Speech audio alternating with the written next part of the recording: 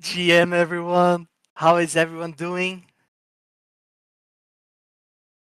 And GM to our fearless leader, Michael Wagner.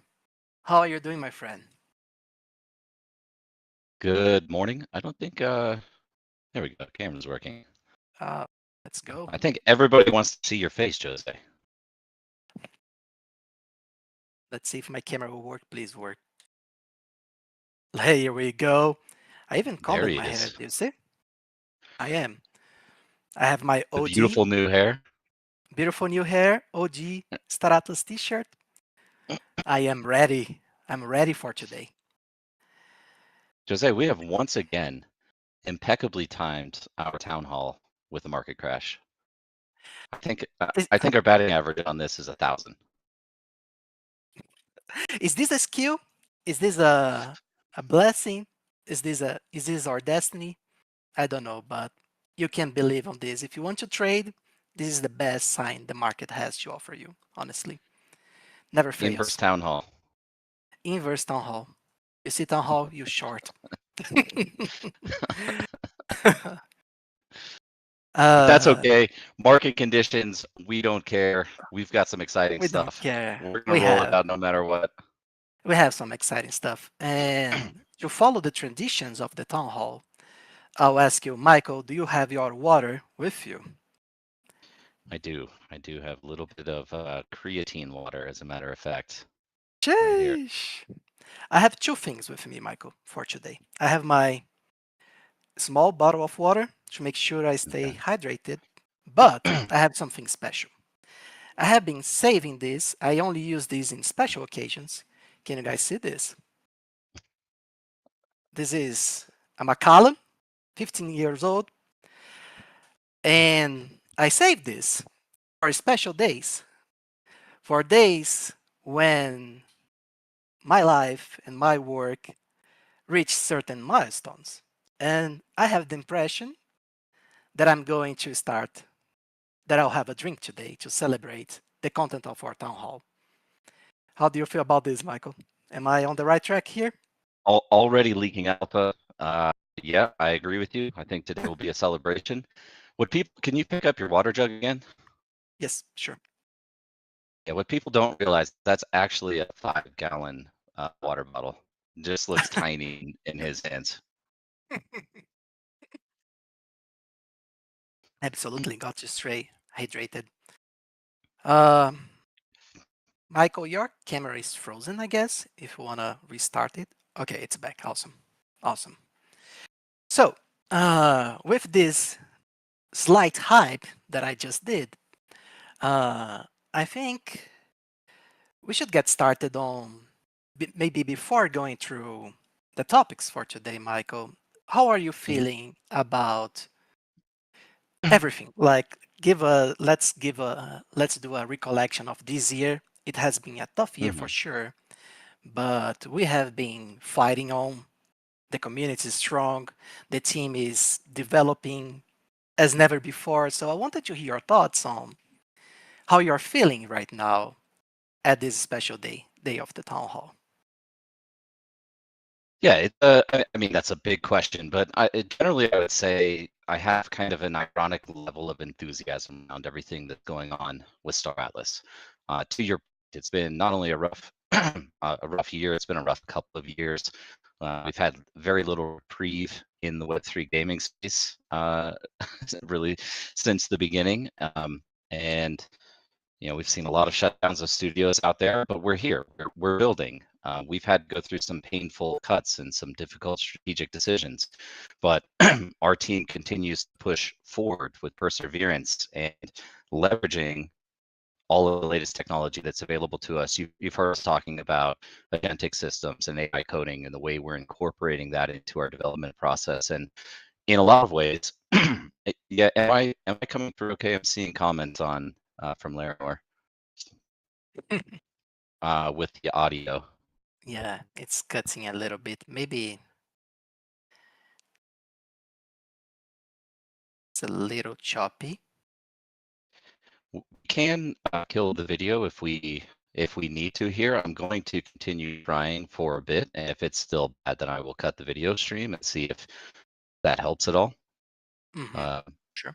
But point is, as I was getting at, is I'm still quite optimistic about where we're at Star Atlas and what we're building and what's up and coming, and we've got some great things to share and announce today and reveal today. And specifically, I think there's a convenient coincidence that occurred earlier this year with the release of some of these agent harnesses like OpenClaw and Hermes, and how we're empowering the team to use these with LLM backends. And in a lot of ways, I actually think we're developing at a faster pace today with a significantly smaller team than we've been able to achieve historically with pure human resources. So all of that is to say, I'm very optimistic. I'm very excited about about what we have to share today. And yeah, Jose, I think we could probably jump into it. Awesome, awesome. Yes, we have a pretty packed agenda. We'll be going through pretty much every development front in Star Atlas. We'll talk about everything that you guys want to know about Unreal Engine 5 project, C4 PTR, Zink, and I guess it's time to get the show on the road. And to get us started, I'd like to invite to the stage two legends of Star Atlas. The first one, the legendary Magic Puncher, the king of the Unreal world, Mr. Brad Warren. Welcome to the stage, my friend.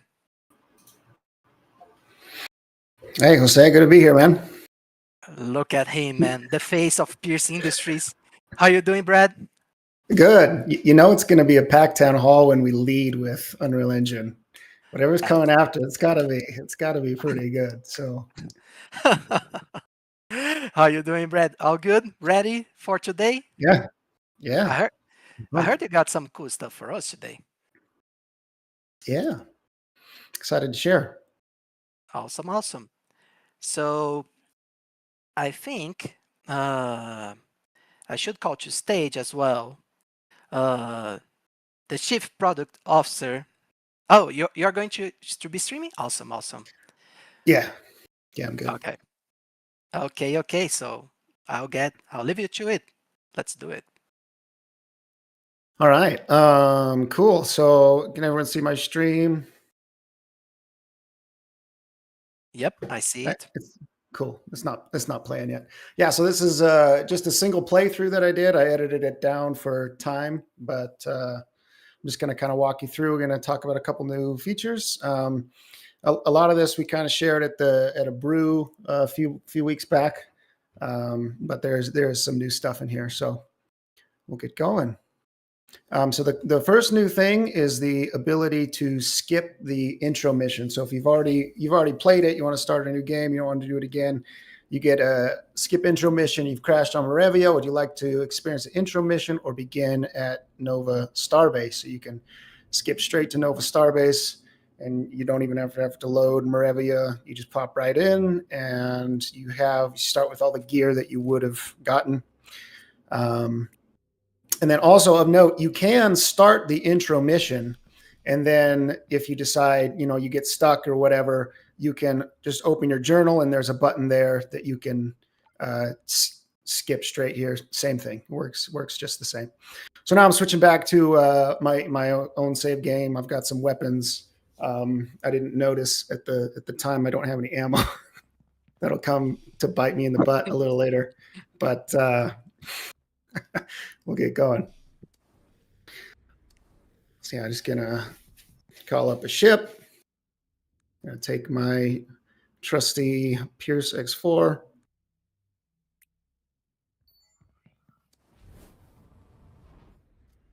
And if I open my station menu, missions, elimination. So this is the new type where we go to an outpost on the planet's surface. There's 3 different outposts with different difficulty levels. I'm going to go for the medium one, threat level 2. And so this is Outpost 244, which you will recognize as what we use for bot battle. So we took that bot battle arena and we placed it on the dark side of Morevia, so it's nighttime, so it's kind of cool. Let's just open up my locations tab, highlight or select Outpost 244. So kind of one of the main flagship improvements in this release is the ability for AI to navigate across planet surfaces. The Unreal navigation that ships out of the box assumes it has to be a flat world, but we're on a sphere. Unfortunately, the flat earthers are wrong, and I wish they weren't. It would make my job a lot easier. So we have to navigate on a sphere. Let's make flat planets in Star Atlas. Yes, let's do it. So yeah, coming in nighttime.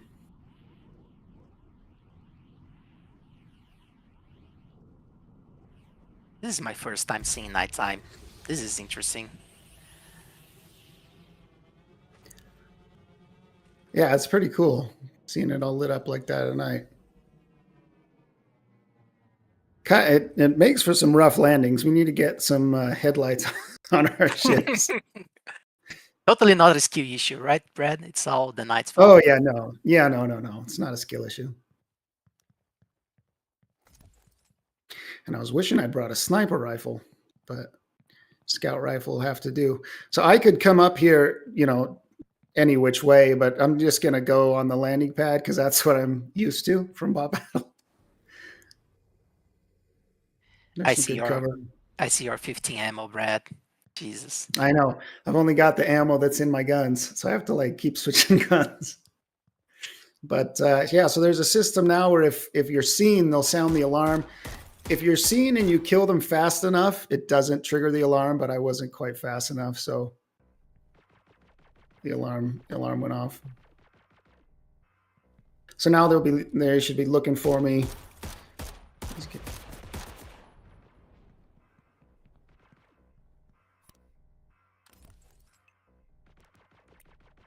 Yeah.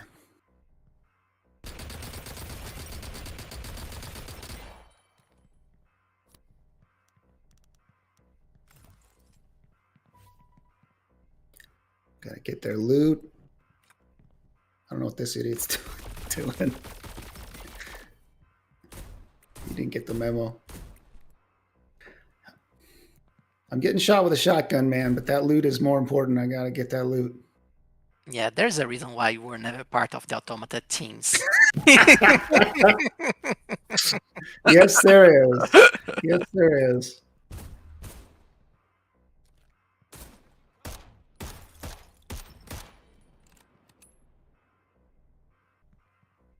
So the objective of the mission is to kill the boss. So there's a boss character.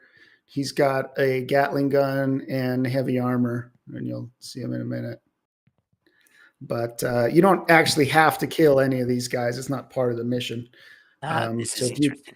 If you could sneak your way in, stealth your way in, and take him out and leave, then you'd still finish the mission. Yeah, if you had, for example, a sniper rifle, you could just and GG.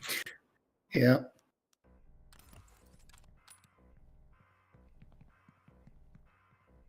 And they will keep spawning as long as the alarm is on? No, there's a fixed amount. Okay. And I don't know if you can hear, but they talk and they'll call out. That guy just called out. I see him. So yeah, they'll call out barks when they find you or when they can't find you, when they're reloading, when they're taking cover. It's kind of fun.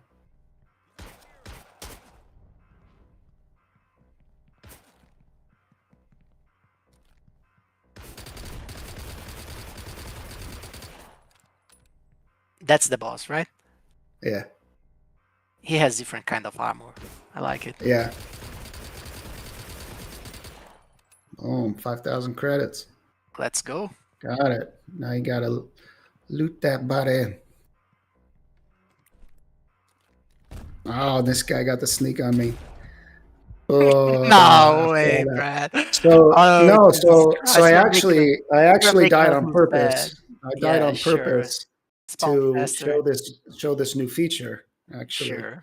Yeah. So now when you die, you spawn at your ship instead of back at Nova I Starbase. see. I see. Totally intentional. Yeah.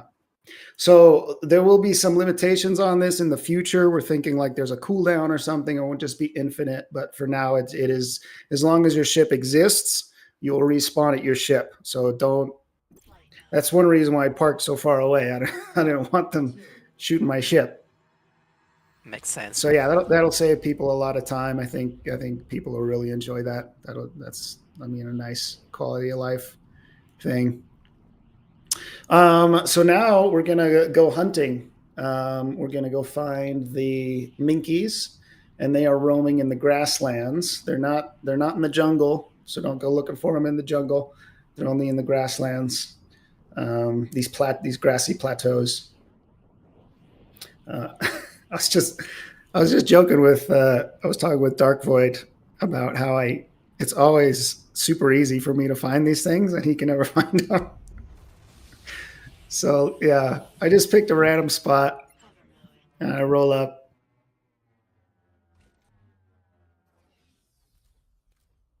And there they are. No way. Yeah. You are the chosen of the minks. I give them the Minky Whisperer. Well, until I start slaughtering them.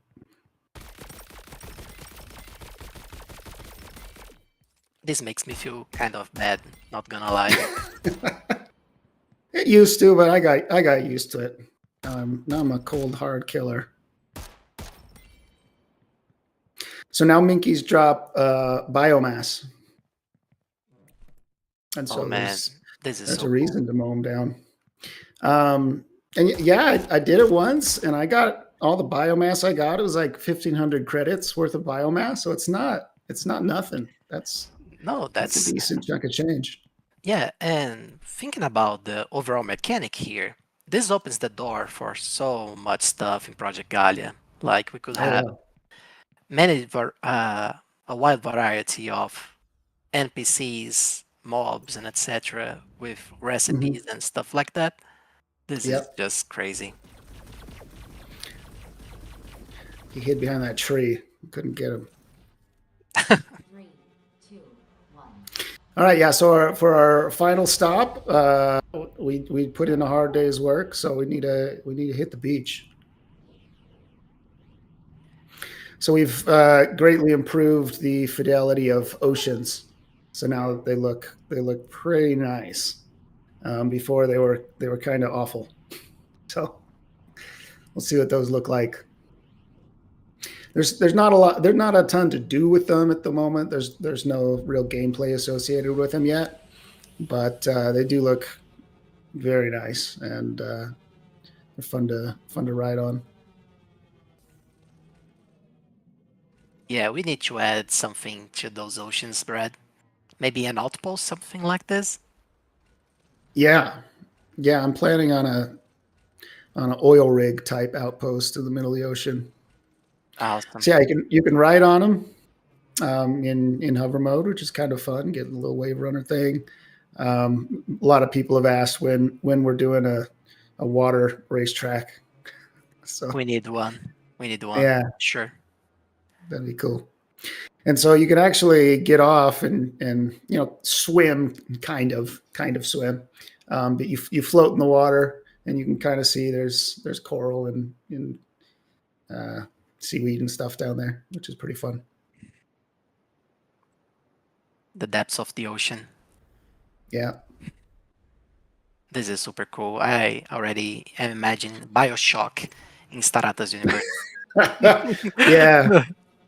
Yeah, that was that's what I really wanted on that oil rig. If you could go down under the water and like look out the windows and see like reefs and fish and maybe a sea monster or something. That would be super cool. Or very well Subnautica.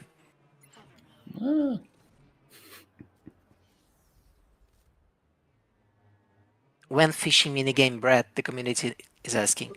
Yeah, right? When fishing.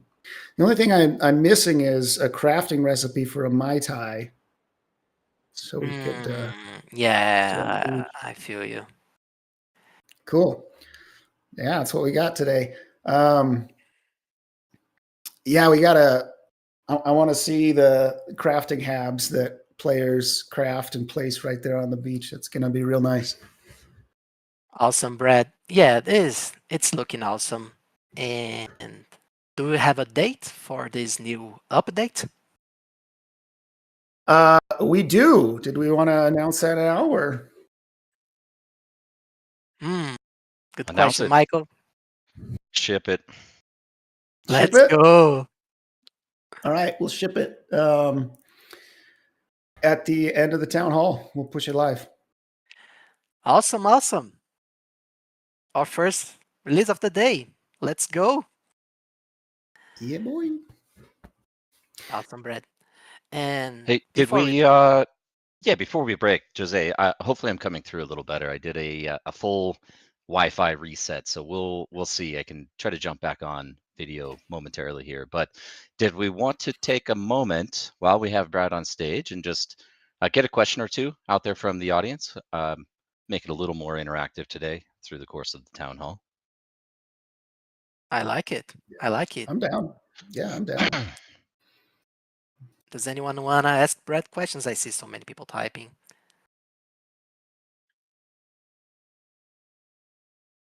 Yep, no loading screens.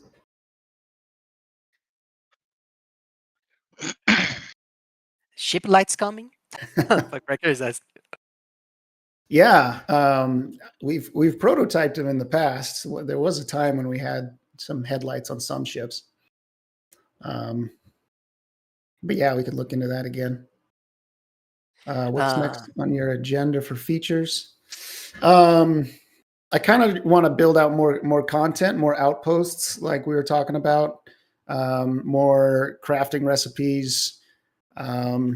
We'd like more creatures on the surface. So the Minky obviously is, just target practice, but it'd be nice to have some like monsters that are actually a challenge to fight, that drop some cool loot. That would be super cool. People are asking if we are planning any submerged missions in the ocean. That'd be awesome. Yeah, I'd love to. It wouldn't be hard to do. We've already got. We'd probably do the fake it kind of thing like we did before with those underground bunkers, and just it'll be a self-contained level, and you can see out the windows and stuff. But yeah, that's totally possible. I see 2 questions about multiplayer. The first one is would be asking if it would be hard to implement a co-op option for Project Galia. And the others are asking about our vision for multiplayer in Unreal Engine 5 in the long run. Yeah, so the biggest reason that co-op has never come to Project Galia is because the planet tech doesn't. It's not, the planets aren't replicated. So the planet that's generated for me is not the same planet that's generated for you. It's just a fundamental limitation of our planet tech. So that's really the main thing to get any kind of multiplayer working. So yeah, it's hard to say.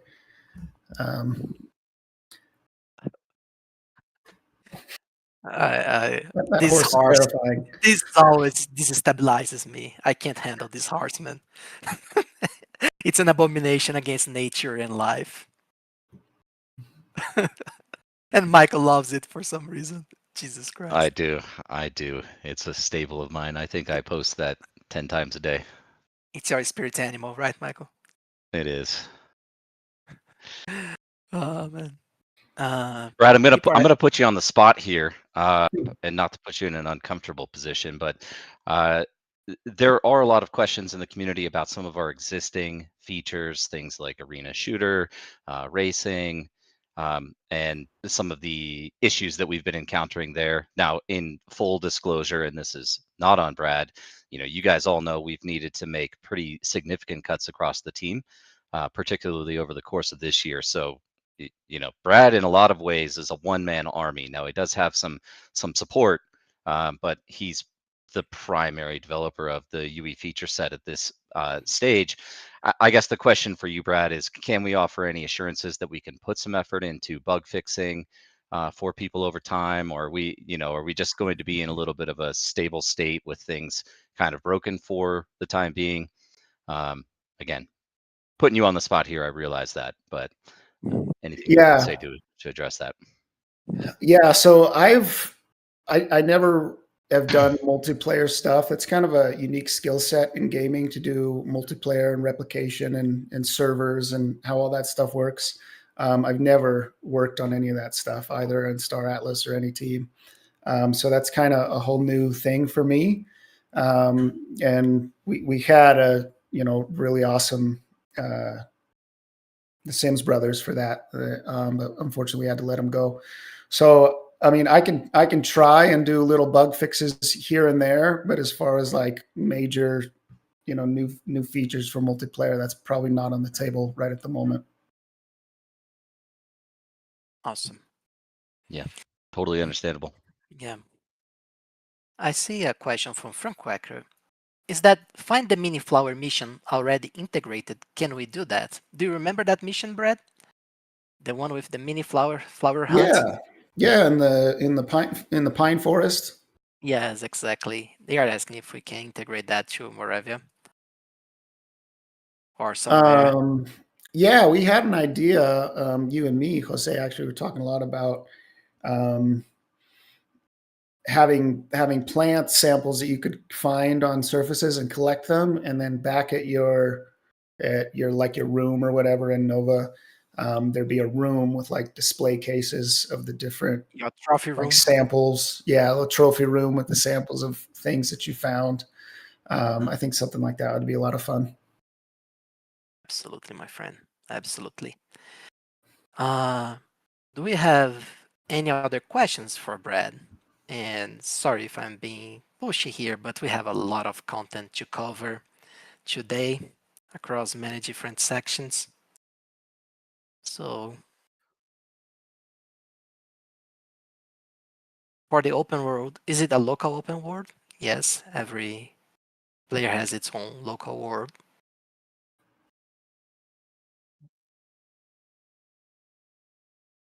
Brad, I think this is pretty much it, my friend. Cool. Thank you for joining us. Thank you for the updates. Excited to get back to Project Galia later today. Yeah. Cool. Yeah, I'm excited to see what everyone else has got in store for this town hall. So do I, Right, Brad. So do I. Thank you, my friend. Thank you, Brad. Appreciate it. Also, Michael, now your camera is working flawlessly. Good. Yeah. So as you said, first release of the day, which is pretty exciting. We'll roll that Unreal Engine update out at the end of the town hall here. We don't want you guys distracted. We've got a lot more to go through and some exciting stuff. And Jose, I'll let you invite our next guest up. Yes, we have a very special guest for the next segment. It is something that many members of our community are super excited to learn more about. People have been craving for more informations, for more content, and it is my pleasure to invite Mr. Brave Target, Jacob Floyd, to the stage to talk a little bit about Zink. Let me see if I can find him here in the audience. Oh, here we go. Welcome to the stage, Jacob. Hey, how's it going, guys? There he is. Good. Jacob, how are you, my friend? I'm good. Loving what's been shown so far. Hard to follow up what Brad just did. That's awesome. Jacob was shipping product up to about 5 minutes before the town hall started. 5 seconds, but yeah. In fact, he's still shipping right now. Kind of. All right, we can get into it. Do you want to set it up, Jose or Mike? I think there's a good intro here for the next segment. Yeah, well, let me just do a little intro, Jose, if you don't mind. Sure. Also, I just want to give a shout out. I saw our dear friend Dominic Hegarty out there in the chat. Big W's for him. Hope you're doing well, Legend. man. Good to see you My at the town brother. hall. But yeah, so we've got some exciting stuff today to talk about with Zink. You know, it's been, I don't want to call it stale. We haven't been talking too much about progress on Zink, but we have been working diligently in the background on getting the network ready for a mainnet release. I've commented across the community a handful of times. Some people ask questions about, you know, what the status is and what the timelines look like. And there is actually quite a lot that we are orchestrating here to arrive at a state of readiness for a Genesis event. And that can includes coordinating launches, releases, and activity across both Star Atlas and Zink. Now, Zink is, we do treat it as a completely independent entity with an independent roadmap largely. But one of the key pieces of this that I think is imperative for us to coordinate on the launch is having C4 in a state of launching to mainnet on Zink when we have the Zink Genesis event and TGE and network launch and mainnet launch. That is primarily because C4 is the flagship product and Star Atlas is the flagship cornerstone brand that will be running on Zink on launch. We anticipated driving millions of transactions per day as we do now in Starbased, and likely considerably more, not only from the different gameplay mechanics that you're going to be exposed to in C4, but you know, we're also optimistic about the user acquisition and growth potential of C4. So it is very important to us that we kind of align the timing of the release and marketing and promotion and other activities that we want to conclude on to get to that mainnet state alongside the C4 launch. So in a way, that's kind of a blocker. We'll be talking about C4 today, so I'm not going to get too far ahead of myself here. But what we want to cover today are a couple of essential features that will help us grow the network, recruit more developers, get more people building with us alongside us on Zink. And Jacob's going to cover two of those topics, which will include developer documentation, many of you have been asking about, as well as a bridge. And then we've got another feature that I'll be covering. But with that, Jacob, let me turn it over to you and maybe kick off with the documentation. Sure. There's kind of a lot to cover, and also a lot of context. Maybe a quick recap of kind of where we were, how this came to be, because Zink really did start with some, well, many years ago when we were trying to get Sol on Solana DevNet network, and we had to request it from Solana Labs, and it was like kind of a lot of friction because we weren't just doing like the command line airdrop and getting one Sol at a time. We're kind of thinking pretty prominently about our testing environments. We ended up getting like 10,000 Sol from the Solana team, and we use that to an extent. But when we're talking like really large scale testing capabilities, this kind of set off some alarm bells within our team because, well, we need to do a lot of testing with a lot of different mechanics and kind of bigger scale there. So in order to do that, the solution was to just get a private Solana cluster that we had full control over the Sol supply. And so we built our own private cluster. That was AtlasNet. And then about I want to say like a year and a half later is when that very hot topic in the community started to arise around like priority fees, just general network fees on Solana mainnet, the cost to run the game. So we paid very close attention to that discussion. And also kind of taken some pages out of, bigger Web3 games. Like Axie Infinity went out and they built or moved, all their operations to the Ronin network when they realized some friction or constraints, limitations with Ethereum mainnet. And so there was kind of a lot to reference here and a lot of strategizing that went on. Mike kind of put two and two together, and we realized there's a path to like really gain more control, influence over the network, and that would help remedy a lot of the fee situation that we were doing, mostly from like a unpredictability standpoint, I guess you could say. And so getting a little more control over our destiny in that regard. And that's really when the real ideation for the Zink network started, to create this public cluster and kind of carve out a new home base for a lot of our game systems that we're deploying on chain. And yeah, so we started building about a year ago a ton of products with this direction of a public network, using a lot of the same tech that we built for our own testing environments and whatnot. And yeah, Zink network is not really just about the gaming centric, like supporting Star Atlas. It is going to be our flagship and primary focus and first class citizen, but to have like a blockchain network, a healthy blockchain network, it needs to be an ecosystem that covers a lot of different sectors beyond gaming, and that's where DeFi partners step in, and really a lot of different functions. Just looking at Solana mainnet, just how many different sectors and really high engagement, highly successful platforms there are operating in Solana mainnet. It's a very healthy ecosystem, and I think we're going to aim for really similar coverage of similar sectors in there. So a lot of what we're doing is kind of creating the general purpose onboarding.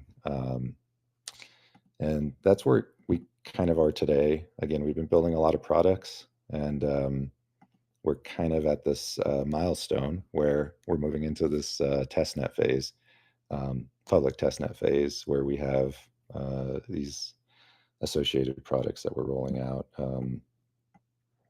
Obviously, the blockchain network, publicly accessible, and then the bridge, which to have any network, you're going to need assets to be able to move into it. And so the bridge is kind of like a mission critical component, and then yeah, the documentation to really help with that onboarding for a lot of different types of participants. The network is Great points really... there, Jacob. Oh yeah, go ahead.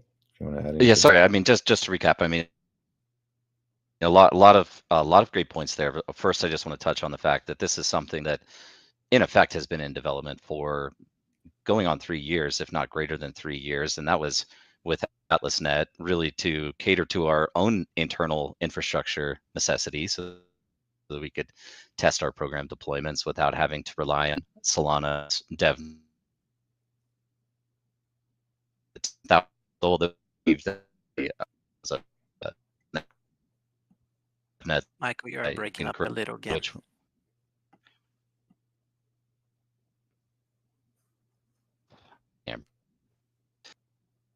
That's unfortunate. Can you hear any better? It's better. A little bit. Okay. We'll just I'll let you. Okay.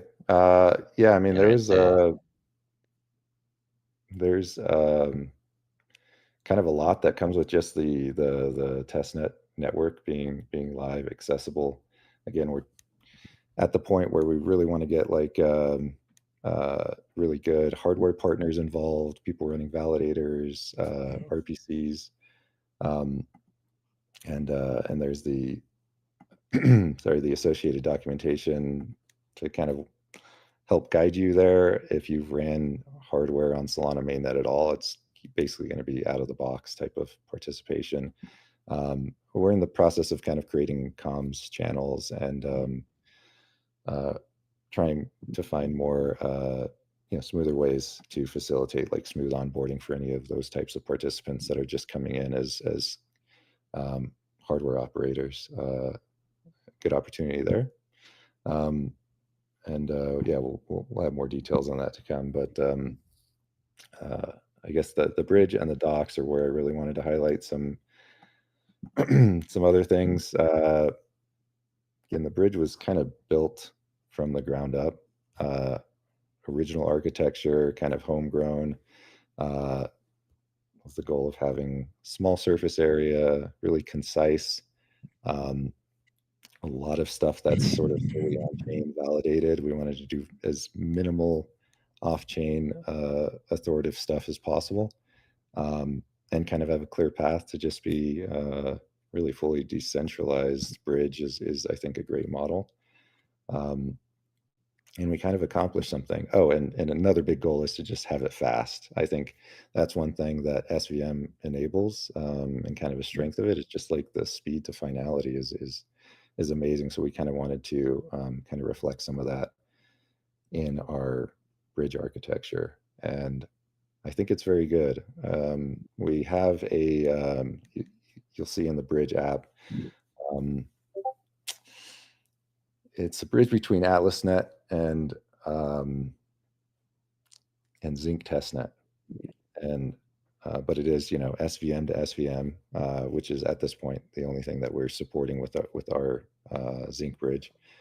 But there's a convenient, you know, faucet for getting test tokens. There's Test Atlas, and it'll drop, you know, Test Sol, Test Zink, in order to pay the network fees. So getting fauceted with any wallet that you connect to it. And then, yeah, the main takeaway there is just like seeing if it works, try to break it, and also pay attention to just how fast it kind of resolves to finality from source to destination. I think that's one strength we really have to show off there compared to really the popular high volume bridges out there. So it's pretty cool. I'm excited to be here kind of showing it off in the testnet capacity. And then, yeah, last, the docs, as dry as it sounds, it's kind of going to be pretty important to convey all the ins and outs of what's going on in the Zink ecosystem. But it covers all the major pillars of the network there. Instead of running hardware, nodes, RPCs, as well as building programs on Zink altogether, which is virtually identical to building on Solana mainnet. So again, if you've done anything in Solana mainnet in terms of on-chain program development, you're going to be right at home. But the docs do highlight a lot about our own homegrown blockchain framework, Starframe, which we've talked about in the past. I really do think it's suitable. We've been building all of our programs that we've kind of started this year have all been built in Starframe, and it's really a phenomenal piece of work. Like it's the engineering excellence there is very impressive, and it's in an early version of it too. So more people using it, more feedback would be great there. We're really impressed with it. Jacob, Yeah. sorry to So- interrupt you, but I see people asking here in the chat, do we have any documentation about the network's main token or about the network itself? People want to know more about the when of the things you are talking about here today. So this that's kind of the goal of the testnet phase, is to kind of gut check a lot of this stuff. We have sort of the roadmap to mainnet. The biggest portions are validating all these products that are out there, testnet, bridge, and everything else is kind of working as intended. The documentations, they don't go into the tokenomics as much. That's really going to be light paper and probably a separate material release that really gets into the details about the tokens. Hopefully that's answers the question there. Yeah, and I can jump in there a little bit as well. I mean, just to clarify, Zink as a token is effectively synonymous to Sol on the Solana network. So there's not really any innovation on the token side, so to speak. It is the currency that you use to pay for transactions on the network. We will have staking and delegation capabilities with validators, just like you would on Sol. There is an emission curve and an inflation curve that subsidizes people that are participating as validators. And yeah, I mean, there's not really too much more to it. I am going to drop in chat. We've shared this previously. It is just a one pager, and in fairness, this is slightly dated now because this did come out when we first announced the network, and between then and now, we made a open access and a gated open access decentralized network, fully permissionless. And to the question of whether or not partners can on the network, part of is breaking up again. Yes, a little bit.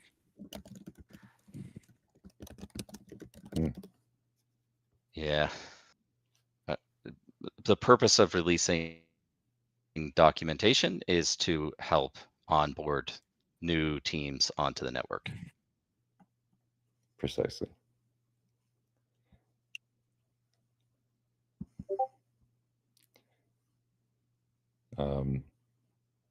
Yeah, I mean, that's pretty much it that I'm covering here. Have a link to share. All of the stuff I just talked about is all live at the moment. Just need to get you some links to share so you guys can check it out. And then there's still more to talk about with Zink. Is your connection stable enough to do this presentation, Mike? Yeah, because it's all you. I think you were planning to screen share as well. I am. Yeah, let's just one more point because Jacob, people are bringing up bridge security, right? It's obvious risk vectors in the crypto space. We've seen a lot of funds have been siphoned out. We have a relatively unique model on how our bridge operates. Maybe you can touch on that just slightly. Totally. It is like Mike said, it's the most common attack vector in the entire industry is bridge security vulnerabilities or loopholes, exploits that just slip through the cracks, and some seriously huge numbers of funds getting stolen from bridge exploits. And that this product classification, along with like oracles and stuff, like doing anything off chain just exposes you to a whole different ball game when it comes to security. So it's not an ideal position to be in to be running those products essentially. But again, it's a bridge is kind of a hard requirement for a network like ours to come alive, right? You need the liquidity, the asset values to be able to move over, the assets themselves just to like go there and exist. And that's kind of how all L1s come to life these days. But on the point of security, we don't have an independent security audit done at this point. Again, this is testnet phase. That's why I mentioned just like try to break it. And trick it. I think it'd be hard to do that directly through the front end, but there's some tooling to work directly with the on-chain programs that are associated with the bridge that we'll put out as well to kind of allow people to maybe hack it a little bit better. We really want it to break in some way, and if someone's willing to do that, that'd be awesome. And we are still discussing maybe part of the Zink token ecosystem allocation could go to sort of a bug bounty hackathon of sorts to maybe reward people that can rip the bridge apart. So that's kind of it is. Yeah, we're in the testnet phase. Not 100% confidence around like going to production with this, but that's the whole point of kind of testnet phases is to try to break it and do some more security auditing. We've done a fair amount up to this point, and pretty happy about putting it out there. I think it's pretty tight knit, but absolutely not 100% confidence at this point. Good note to end on, I guess. Yeah, and I was referring specifically to the way that the bridge transactions are confirmed through validators. It's not a centralized solution. It goes across the network. So again, if there's anything you can touch on that, we'll end there. Otherwise, we can jump into the next topic. Heavily on chain, this whole bridge system tries to work, but there's kind of a minimum requirement for any bridge to have some degree of like authority that's acknowledging this stuff. There is a path to kind of like make these authorities coupled with the network validators themselves. Really like that approach, but at the moment there's a handful of off-chain servers that are sort of multi-signing to acknowledge these bridge transfers. And they're really just looking at an on-chain account state for these acknowledgements to cross-check them. Again, ultimately, there's like authority keys over these over the bridge to acknowledge those, but it is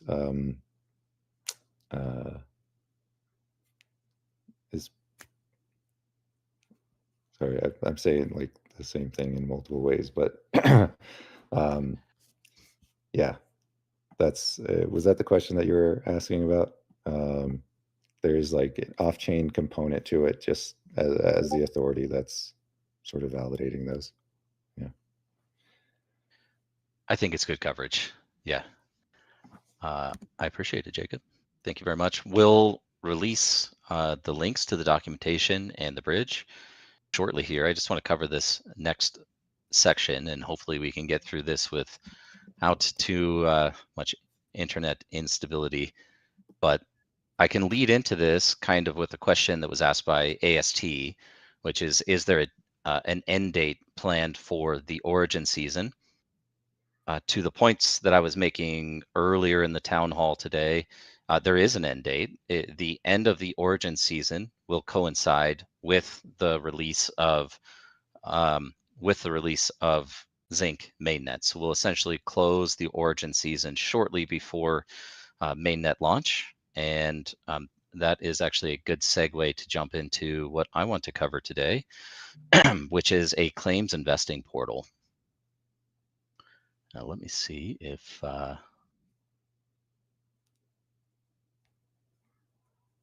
got this streaming. Okay. This is actually live right now as we speak. This is not my wallet. There's as much as you guys would love it. So I don't have any actual data in here, but you'll be able to go in and connect to this claims portal with your primary Z Profile wallet, and it's going to pull down a hypothetical airdrop allocation for you. Now, this is based on snapshot data that we took yesterday, and I do want to be very clear that this is not final. This is just purely as an example so that you can start to get some information about your account, about the airdrop, and how it's all going to work. Now, there's a couple of key pieces here. We want to just first start with at the very top, Origin Global Summary. This includes information about all of the participants, all eligible participants that are currently earning ZXP in the Origin season. So as of yesterday, there was a total of 2.4 billion ZXP generated across all profiles. There's some 1,600 or so eligible profiles that are participating in the campaign as of right now. We are going to be allocating 10 million Zink. This is a token that we're using for the purposes of this demo. Million Zink will be released, 10% of the total supply in the Origin season. Redistributed claims is a really interesting mechanic. I'm going to get into that deeper a bit later. But generally speaking, this entire process consists of both an initial claim as well as a vesting period, and people are able to claim their vesting portion at any point along the curve. However, they will forfeit and sacrifice any of their unvested tokens, which will go back into a pool for which anyone who continues to vest through the entire period will be able to get a portion of. They'll get a proportional share of any forfeited or sacrificed tokens. And so it's 0 as of right now because nobody's claimed and exited early. But you'll see this number update based on when people do claim their tokens, and then unlocked as of right now. It's at 501,000 because 5% of your initial of your total allocation is going to be claimable immediately when we close the origin season. 95% will be vested over a 180-day window, and so as of right now, that 5% plus a little bit is currently available. Again, you'll see this update regularly as the season progresses. Within the claim cockpit, this is all information specific to your Z profile. So it's your name, it's your player profile, what level you achieved, how much XP you generated, what portion of the origin season allocation you earned, what portion of the total supply you earned, any redistributed amount that was you were eligible for based on your vesting relative to everyone else. If you exited, how much you exited with, and as I said, how much of the total airdrop pool your share consists of. And sorry, this number right here is actually the total allocation that you are eligible for between both your initial claim and the vested portion. So this is very information dense. This is going to make a lot more sense when you connect your wallet, which you can do right now, and you'll be able to see, again, your specific metrics. Within the claim cockpit will be the option to claim initial as well as exit vesting. As I don't have anything, I cannot claim these, but these programs are deployed on Zink Testnet right now. And one thing we didn't cover in the bridge is that you are able to utilize a faucet on the bridge to get both AtlasNet Sol as well as Zink Testnet Zink tokens. And so you can go to the bridge, you can claim your faucet, and then you'll be able to process transactions that are running on Zink Testnet today. Now, these tokens have 0 value, so you can go through that process if you want to, just for experimentation. None of this is locked in. The vesting is not officially starting. I just want to be very clear. This is just purely a hypothetical example of how the airdrop is going to work. What is consistent is the 5% claim, the 95% vested amount, and the 180-day vesting period. Next little category here is the claim simulator. And this will let you experiment with moving along the vesting curve to see how much of your allocation is available to you, the vestable of the vested amount, what the impact to your claim is, and we'll let you make a decision on whether or not you want to exit at, say, 90 days here, which, as you can see, the curve is quite conservative in the early periods, but does ramp up considerably over the last 90 days. The purpose here is to essentially taper off the initial supply as we roll out the network, give ourselves an opportunity to bring more partners in, more builders in, have more teams developing on the network, and stimulate more demand for the Zink token, not only for the Star Atlas game product, but for other products that are on the network as well. And so effectively, what you can visualize here is moving along the curve up to the full 180 days and see how that will impact your the amount that you're exiting with. One, again, very important piece here that I think is necessary to emphasize is the redistributed capture.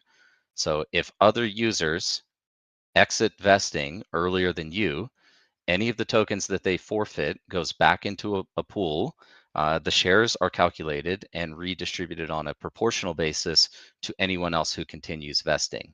Now, those units that get forfeit are also subject to vesting. They're only fully unlocked when, if and when you reach the full 180-day vesting window.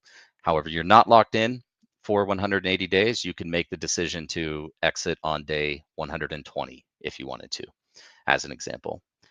And the final little feature here is just kind of a fun feature, but it's an FDV comparison tool.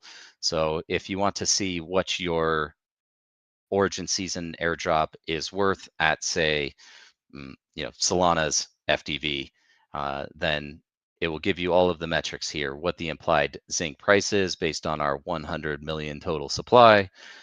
This is the comparable FDV, so that is of Solana. That's Solana's price, and then this is what the value of the airdrop would be if we achieved Solana's fully diluted value. Now, that would be quite ambitious, but it would effectively be a $5 billion airdrop to users if we achieved Solana's FDV. And down here, again, these will be user-specific data points. How much the current value of your claim is based on where we currently sit in the vesting window, how much your initial claim was worth, what your vesting amount was worth, any recaptured, redistributed claims, and then how much your total airdrop allocation would be worth, consisting of all of these, your initial claim plus the origin allocation plus the redistributed tokens to you if you complete. Mostly just for fun. You can search the top 500 coins on CoinGecko using this tool. But yeah, otherwise, as I said, you can go to the bridge and you can request test tokens, and that is at bridge.z.inc. You can request these test tokens and it'll distribute all of these different tokens to you so you can process transactions on Zink Testnet today. So that was quite information dense. I can fully appreciate that. I will pause for a second. Jose, you were just jumping in. If there's any questions, I'm happy to address those right now. Yeah, no, super exciting to see this coming to life, honestly. Oh man. And the fact that everyone can already start playing with it, checking the features, it's even more exciting. So let's see the community. I'm sure people have questions. Someone already asked about the vesting, but there are colors explained here in the chat. PG is asking what happens after day 180. Everything just unlocks, right, Michael? The full. Yeah, everything, the full amount, the full 10 million Zink tokens will be unlocked on day 180, and so you can process your exit vesting transaction at that time, assuming you've continued to vest for that full period. What I think is really cool about it, again, a little bit of game theory here, is if other people exit before you, you start to capture a share of the tokens that they've forfeited. Awesome. We have lots of questions here, Michael, so I'll filter through some of them. From Torrington, when and how we will be able to become validators? We can start opening those conversations today, as a matter of fact. And I'd be happy to schedule some calls with people in the community. Again, a big part of the Zink presentation today is we're releasing documentation. That's going to be very valuable to anybody who wants to become a validator. We've got the bridge in testing so that we will be able to bridge back and forth between Solana and Zink. And then this claims is really the end user origin season kind of presentation. But we can start having conversations about becoming a validator anytime after this point. Awesome. Neil asked about the possibility of having partners from other projects within the network. Totally. He asks this because he is developing a personal project and he is using Solana mainnet, but if possible, he would like to migrate 100% to Zink, and other people would like to as well. Yeah, let's very happy to open those conversations. If you have aspirations of launching a product on Solana, or if you've already launched a product on Solana, it should actually be very simple to redeploy your program on Zink. Jacob could probably speak to some of the technical specifics of it, but generally speaking, we're a pretty plain vanilla implementation of the Agave client that is used for Solana consensus. And so your programs should really be compatible across both networks. So happy to have those conversations. And I would extend that further to say that if you looked through the one pager that I linked earlier today, that PDF, we are allocating 60% of the token supply to ecosystem growth. Now that'll consist of a large portion going to consecutive airdrop campaigns, but it will also consist of grants and partnership allocation for people that are building. So there's an opportunity to get a Zink allocation as part of becoming a partner and deploying a product on Zink as well. Just one little final piece I want to touch on with that, by the way, and that is how we couple the user Z profile system, airdrop campaigns, and cross promotional opportunities with other partners on the network. So as of today, your Z profile only earns XP by engaging in all of the Star Atlas mechanics that we have available to you. Faction claims or playing Sage. Holosim had a ZXP mechanic to it, locking in the lockers, trading on the marketplace, purchasing items from the primary market. But going into the future, we're going to be able to incorporate other products into the ZXP mechanic as well. It's not going to be exclusive to Star Atlas. So let's say, for example, you're launching a DEX on the network or liquidity pools on the network. We can tie in a mechanic that lets a person earn ZXP for depositing funds into a liquidity pool. And now you can imagine how this kind of expands out to all of the different products that are operating on the network. We have the ability to essentially drive traffic to those products through the Z profile system. And then taking that one step further, and I'll kind of close out with this, is what is really powerful about the Z profile itself is that this digital identity is essentially a reputation and status system. And so as you're building up your identity and as you're engaged in the network and participating in the different mechanics that will earn you ZXP, it's a way for us to pre-qualify end users as well.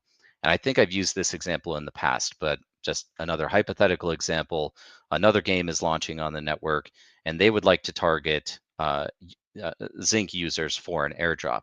However, they want these users to be a minimum of level 20, and they want them to have engaged in some other gaming products. So maybe they have used Star Atlas or played C4.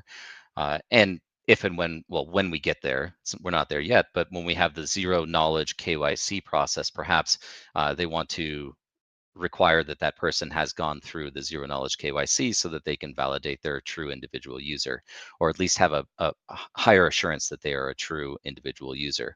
Well, using those qualifications, then that other team can even include items into the airdrop campaign in much the same way that we have the Game Pass right now with the Star Atlas products that are going to be distributed.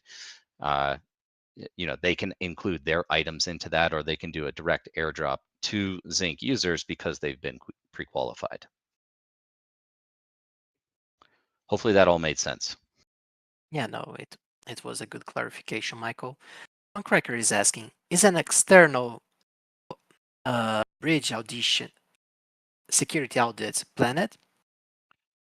Yeah, we have to. I mean, we would certainly like to do that. Currently, we're doing our own internal audits, and we're also leveraging our own AI tools to do audits. These security audits can be quite expensive, and so Jacob alluded to this. If there's an opportunity to leverage a Zink allocation to secure an audit, we would do that. However, at this point, we're not really in a position to move forward with an outside audit on these products. Part of the reason for releasing it in the state that it's in right now, which is effectively only on the testnet, is that there's no value at risk, and we have an opportunity to identify any vulnerabilities, while it's in testing. Awesome. Odysseus is asking, can a portion of your airdrop allocation be unlocked, or is it an all or nothing proposition? Yeah, it's largely an all or nothing. Now, what you do get is this initial claim. And so this is how we're going to seed the first tokens into the network. It is 5% of the airdrop allocation. So that's the 500,000 out of 10 million tokens that are allocated to it. This is pretty important because pretty much everyone who's on Zink today participating in the Zink Origin season is a Star Atlas user. And so again, coordinating the launch of C4 on Zink mainnet with the Genesis event and launch of the network itself, you're going to need Zink tokens to be able to transact and play the game. And so that's this 5% initial claim. Now, as it relates to your vesting amount, you cannot choose a portion of your vesting amount to withdraw. That is an all or nothing. Again, you can choose to exit vesting at any point over this 180-day window, but you will only receive that vested portion at that time. And the rest will be forfeit, go back into the redistribution pool, and go to other users who continue to vest. Michael Earther is asking, so we have to receive the initial claim. Can we reinvest or restake part of that? So yes, important to note, this is not the way that you are staking or delegating to a validator. There's no reason to hold back your initial claim. You're not getting anything extra here. So you should claim that on day one. There are no compromises that you need to make to take your initial claim. Now, once you make your initial claim, you can stake that with a validator, and then you can start earning a portion of the network inflation subsidy as well as transaction fees that are processed on the network. Very cool. Very cool. Anyone else got other questions about Zink? I see people typing, so let's wait for a little bit.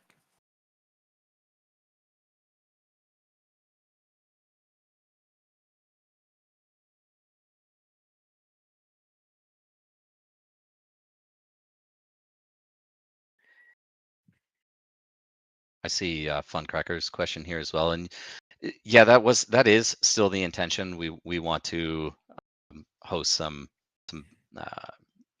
like developer sessions, and so I think with the things that we're rolling out today, we'll be able to start to schedule some of those, and I can work with Jacob on pulling those events together. Very cool.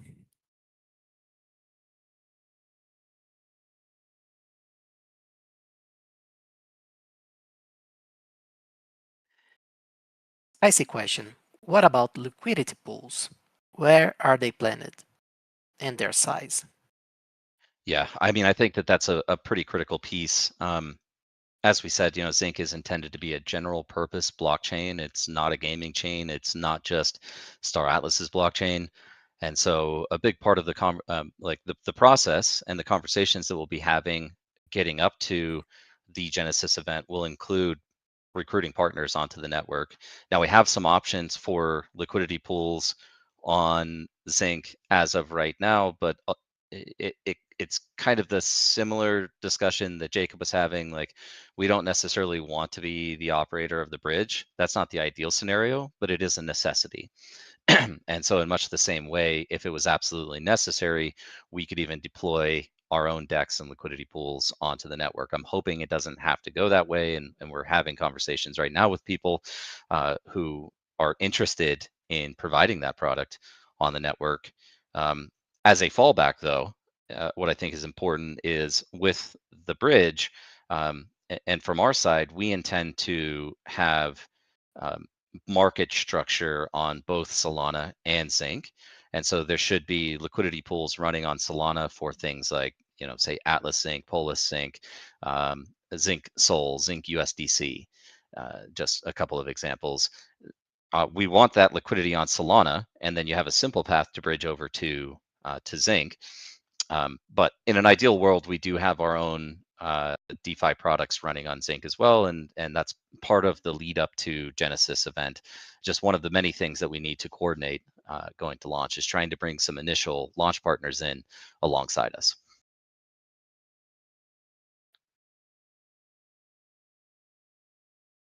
Very cool.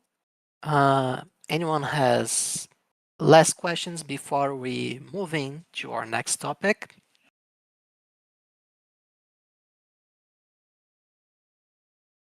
I can probably tease out one more thing, and as conservative as we are with sharing dates, Jose, I'll just, I'll share one piece, which is effectively when we have confidence in the roadmap for C4, which is the very next topic that we're talking about, we're pretty locked in on the Zink infrastructure side, right? So we're largely prepared to launch mainnet. We need C4 before we'd move forward with that. But in essence, and this is very loosely, once we have confidence in the kind of the C4 PTR process, that's going to give us a 3 to 4 month window then in which we're moving towards network genesis. And that is largely because we haven't done really any marketing on Zink right now. It's been extremely limited. And so we need to line up the exchange partners, we need to line up the market maker, we need to line up content creators, and we need to initiate a go-to-market strategy on Zink and start driving some interest and hype into the network. And that includes any launch partners, as I was discussing. And so without to steal any thunder from the very next topic, I think again about 3 to 4 months once we have confidence in the C4 progress is when we would anticipate a Genesis event and all of those other things happening. Oh man, my penguin bones are trembling, feeling excited. Oh man, it's coming. All right, Michael, I think you actually brought us to a stage where we can move on to our next topic.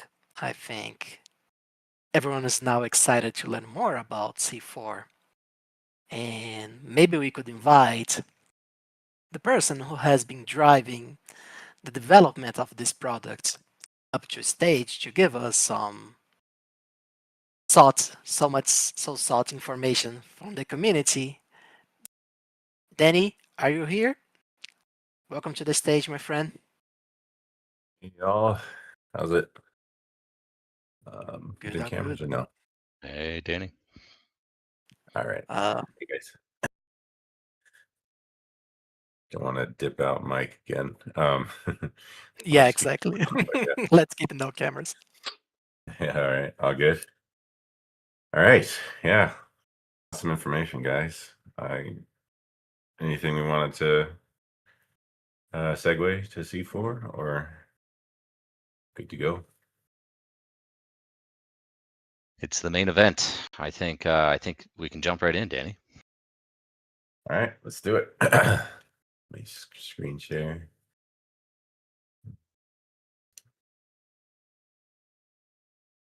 Okay. Well, okay. Is that coming through okay? Hopefully sound works too. How's that look? I can see. Okay, It looks cool. good on my screen. I don't hear anything. Yeah. Oh, there's no sound yet, but when we Okay. get in, I'm just hoping it works. I don't know. We'll see. So yeah, today is finally we get to demo all at once the C4 PTR, which has been kind of a long time coming. I've been sharing some updates along the way, like little snippets here and there. But now we get to sit down and take some time and just comb through it. There is a lot here to go through. So I just kind of want to set the expectations for PTR, which means we wouldn't normally, or no studio would normally launch a game like this because it's basically everything is available right at the front. If you're to take some sort of linear game and it's like, hey, try fighting the boss. That would be overwhelming. So this is overwhelming. I just want to set the stage because this is everything that you can do in the entire game. And it's an entire 4x game on chain, you have basically everything unlocked from the start. So that can be a lot to take in right up front. Normally, when we actually release to mainnet, you'll have the ability to take it slow, kind of get a little orientation first and get some little tutorials and onboarding guides. And you won't see all the features blasted right in your face, but this is what the PTR is for, is to be able to test this at scale. If it were a linear game, you could like have cheats, that you would jump to different portions of the game to test out the different sections. That's basically what this is. All those portions are unlocked. Let's go test the section, make sure certain things work. And I've been kind of jamming on this. So a little backstory about the process of this too is a while ago we were kind of showing like the dev tools that were used for creating system designs and designs. And so those are some extremely comprehensive game design documentation that actually turned into tools that we use for this game. Now, then that was all taken and engineers put together a fully working game, which was then handed off to me. And then the past couple months or so, I've been just heads down, getting very little sleep, turning this into a comprehensive, cohesive sort of experience and putting a lot of polish to make it feel like a game. But like I said, the last step is just kind of that onboarding and tying everything together and make sure nobody gets lost just because of some UI missing pieces or something like that. That's coming for the mainnet launch. Just kind of want to set the expectations there, because even in this demo, it's going to seem like a lot, but it's mostly just to kind of give an overview. So just a reminder, C4 stands for combat, crafting habs, claim stakes, and council rank. Those are basically the new features that were already there in Starbase and earlier that make it a full 4x game, which stands for exploitation, expansion, exploration, and extermination. So now officially we have nailed every single one of those to at least a launching feature set. But obviously way more to come as we progress to the actual mainnet. So this is what you guys are coming into. Go in and jump in and play a game. I already got some profiles, but I'll show you kind of the new profile setup. So you'll come in, and if you already have some, it's quick to select between them. To create character, you would do something like whatever, only row. And then you would select your faction with a little blurb about type of gameplay you can expect. And then your wallet, there's no real wallet connection at the moment, but you'll be airdropped some soul to work with, which will be Zink, of course. So yeah, go ahead and create profile. I don't need to do that, but as long as everything's green, good to go. So I'll just jump into mud test, and here we go. So this is the game board from the Galaxy perspective, mostly focusing on regions and who is the controlling faction of the region. So wanted a quick glance of what that looks like. I don't want too much information here, so the shapes are reduced down to like easy to read, kind of like nation states or states of a country or something like that. So the idea is here you see the Mud, Oni, Ooster regions that are currently being controlled. There's another mechanic we call blockading. So you have this initial safe zone that no enemy factions won't be able to fly into, and if they do end up in there before the expanded zone becomes very safe, they won't be able to attack you or mine around. So you'll kind of see this creeping, hopefully, if you're a successful faction, you'll see this creeping, expanding safe zone as you get more and more areas blocked off. It's not fully implemented at the moment, as you see like something like this, for example. The idea is if every warp lane is blocked by a neighboring controlled faction region, then this one becomes an expanded safe zone.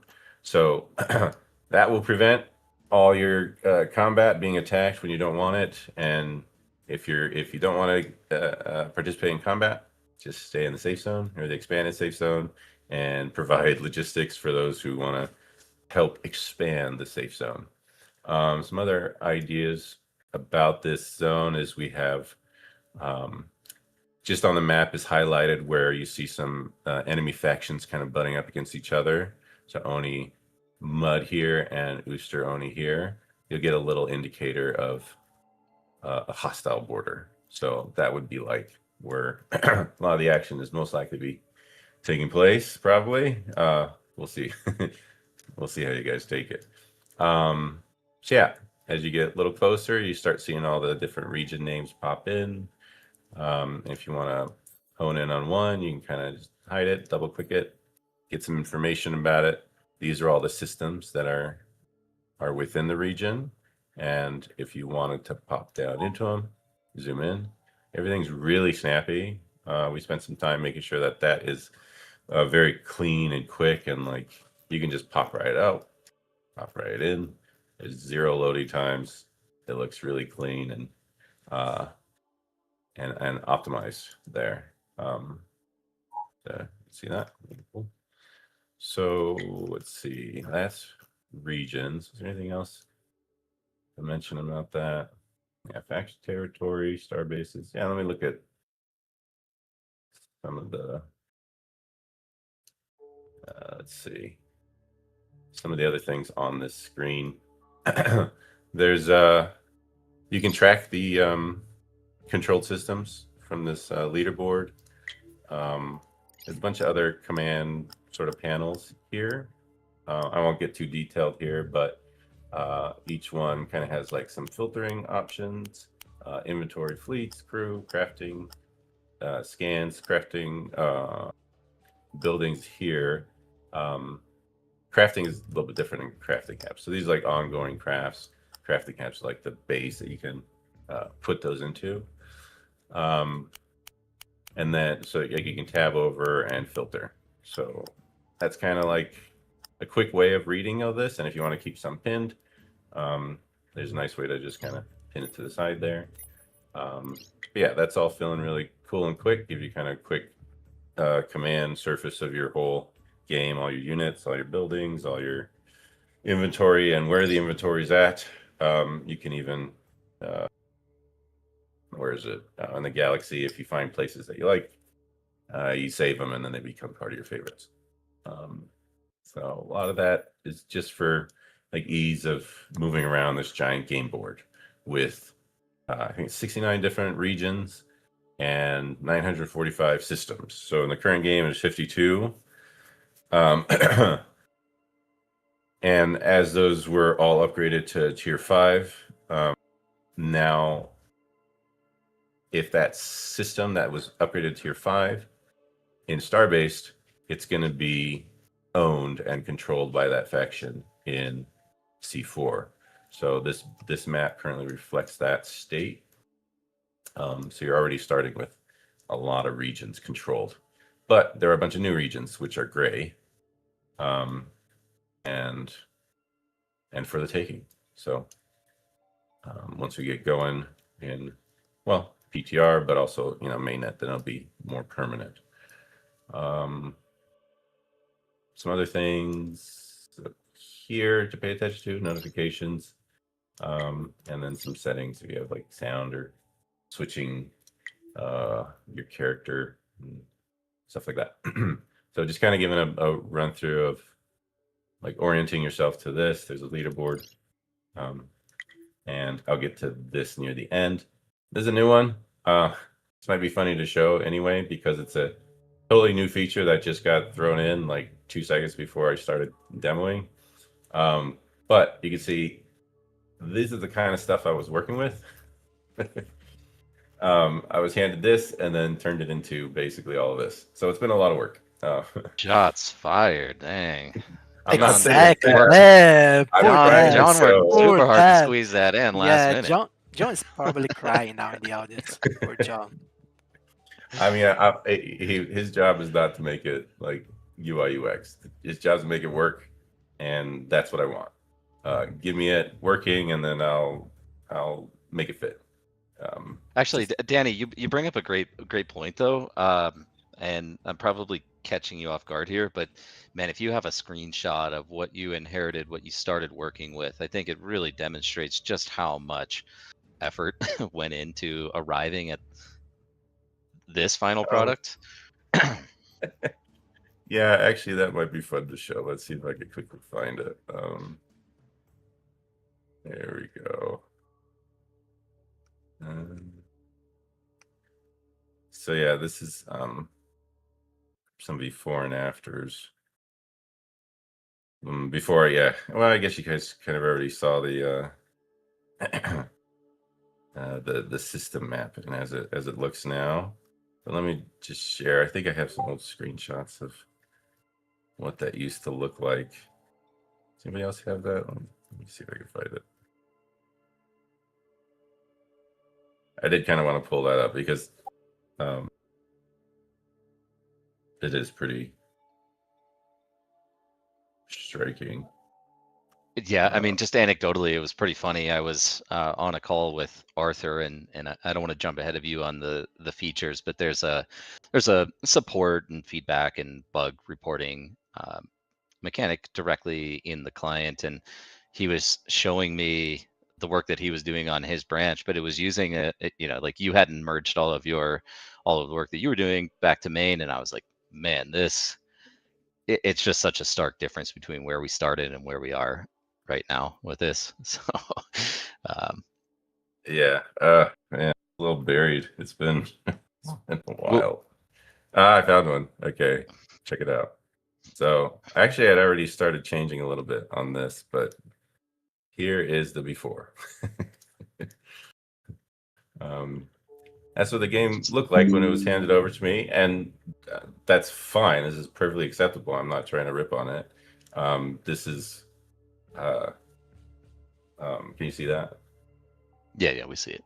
Okay, yeah. This is a working state. Like here's the asteroids, here's all the planets, warp gates, and star bases and stars in the background, and warp lanes. Oh yeah, I haven't seen that in a long time. Yeah, that's what warp lanes used to look like. And the command panels and everything. And this is the upgrade. So, boom. And that's maybe the same. No, 23 King. Okay. But anyway, yeah, this is what the game looks like now. Your sun. These are asteroid belts. You can kind of see them. They're light. They're not super. Let me see. You can see more over here. Asteroid belts. Star bases. Warp lanes are more subtle, more smoky kind of thing. But yeah, so from my perspective, I mean, I've been playing on like I got a MacBook Air on the side, and this machine's a little more powerful, but it's been staying optimal throughout this. We've been doing performance optimizations throughout as well, keeping a high frame rate. Here's 60 frame rate cap. It rarely ever dips. Only when like things are loading on it quickly, it might get a little spike, but then it goes back to 60.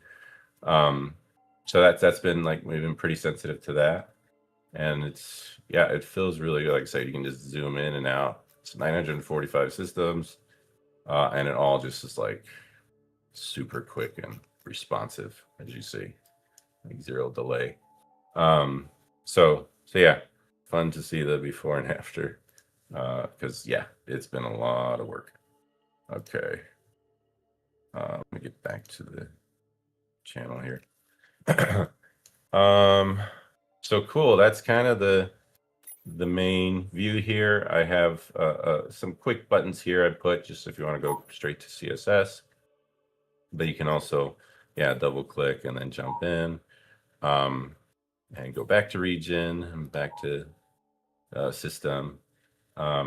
Just put in some updates here. A new way of seeing a lot of ships because there's probably gonna be a lot of fleets going around here. So everything's got like this nice, cool new render, new warp gates, new CSSs, new star bases. You get a quick call out of all your fleets and enemy fleets that aren't in the system. You see the HUD of their status. Same with all the star bases. A quick scan of the playing field, and then of course the warp lanes connecting everything. And you can just, at this level, you can also just like scrub around and see what's going on. Right now, there's no enemies here. This is a safe zone, but yeah, some of my fleets here hovering over. You can kind of see a quick status of the HPSBAP, the cargo fuel and ammo as well, and you can click into it and get the real detailed sense here. Actually, here, and if you want to get zoomed in, you just kind of click like that. And then, well, while I'm here, I got some fleets already set up. This is the fleet action panel. So anything that is doable right now should appear, but there will be more if you're in different areas. For example, let's see. Yeah, here. There's more to do when you're at the actual starbase. But let me see if I have any cargo. Yeah, so you pop open your cargo, and then some other items you can do. Scanning all the different scan types. I don't know if I want to start a scan right now. Let's see. Does it work? I might not have the right setup for it. Oh, there it is. Boom, boom, boom. There we go. Nothing. Okay, so now there's a cooldown. There's also while I'm here on this, you can kind of see the stats. Like if you want to get the detailed stats, here's cargo, the ships that'll be in your fleet, and then all the major stats you want to pay attention to when composing these fleets. And let's go ahead and move around a bit. So first off, subwarp. Let's see how long is it going to take. 27 seconds. So subwarping's fun. Got this little follow feature and nice new effects. This is how long it's going to take. If you look really close, you can see some streaking stars going by as well, which let me see, you can lock and unlock. And yeah, it's actually pretty fun to see these things moving around the map. Let's see if we can get a warp going and see how much faster that is. But it's got to spool up. So zoom in. Oh, it's got this cool like spooling VFX now, and the sound. If you, I don't know, can you guys hear that sound? Yep, we hear it. Okay, cool. Yeah, and then faster streaks, warping. Then let's see.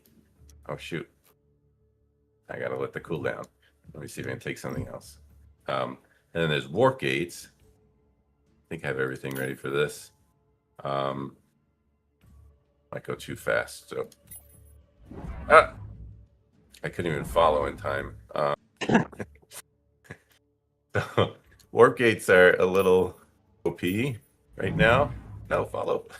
It shifted. Okay, let's do this again. And boom, there we go. So that's a warp gate. So you see the difference in speed, and it's like you're gonna to get a warp gate, you own the start and destination systems, and then now you can access the warp gate. So this should still be following, and then yeah, and you see how much faster it is to cover that much amount of space is just insane right now compared to like warping or anything. Now you have access to the system that quick. Freaking crazy. Well, I'm here and I can like mine. So if I want to look at some of these asteroid fields that are at this location, and then I would start mining, and then you can choose up to 8 of them, and mine those simultaneously. So ships are for mining asteroid fields, And then on planets for mining is the claim stakes. Let's see. There was something else since we're playing with fleets. I sent off some enemy fleets to meet here. Aha, they're here. It took an hour and a half for these fleets to get together.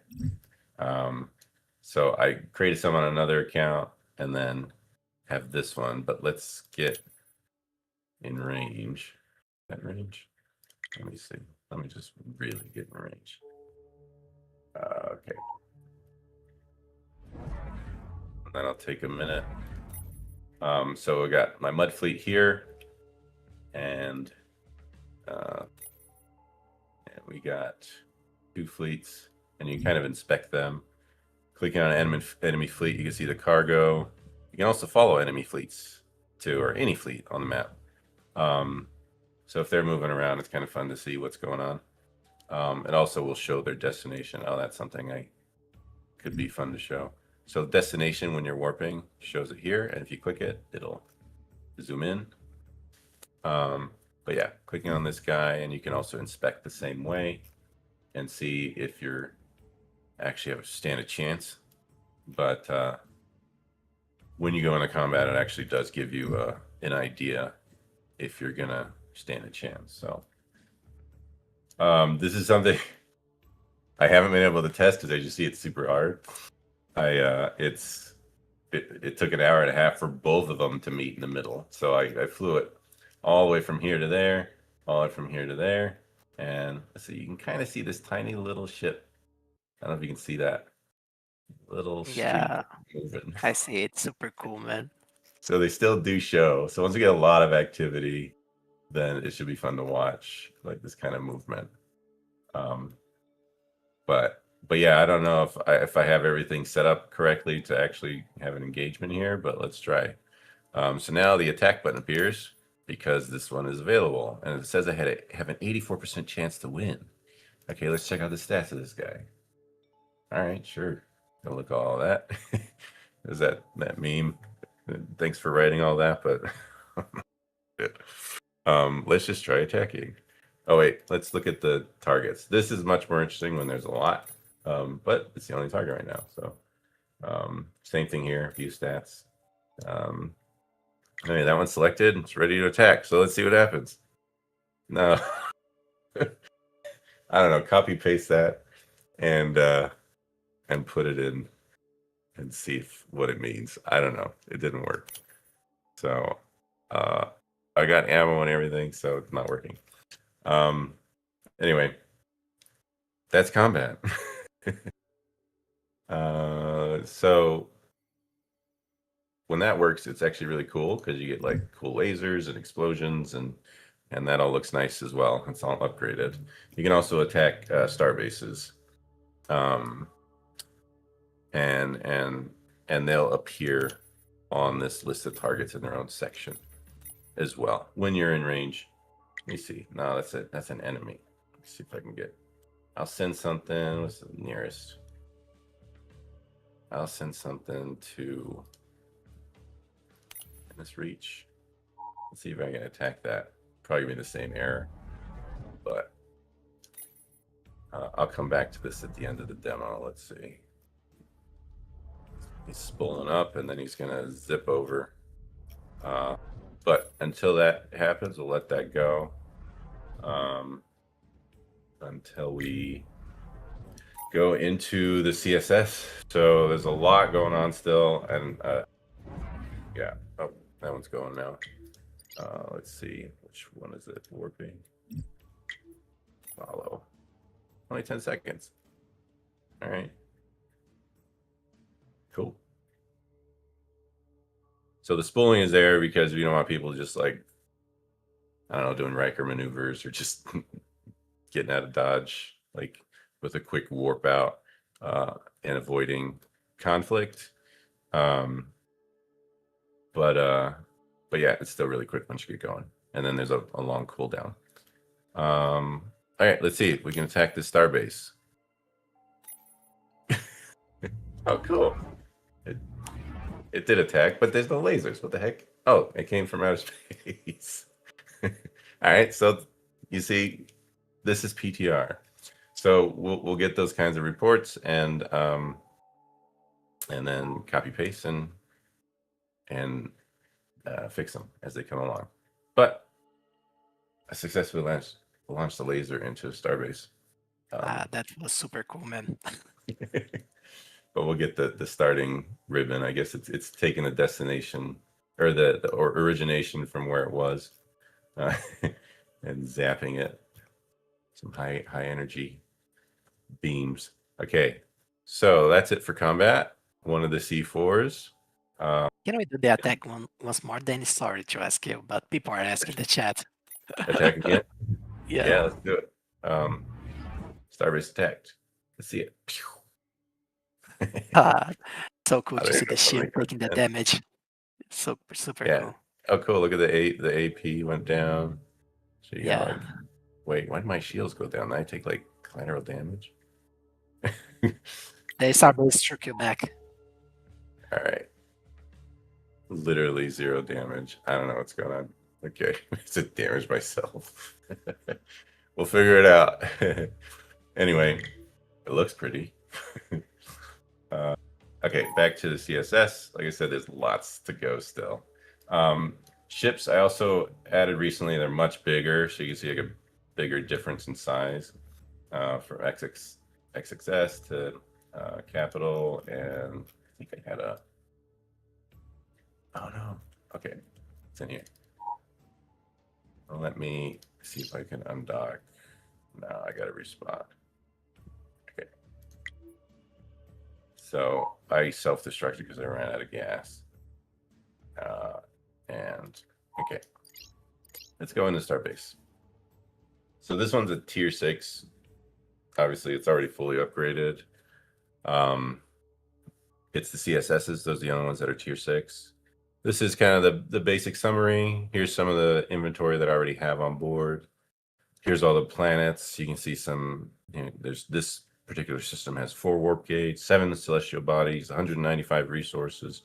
Average of 2% richness on those resources, and then some of my fleets, as well as some crafting progress going on. One of the things here about the planets you might want to pay attention to if you're interested in claim stakes is the population. So it is a finite amount of plots per planet.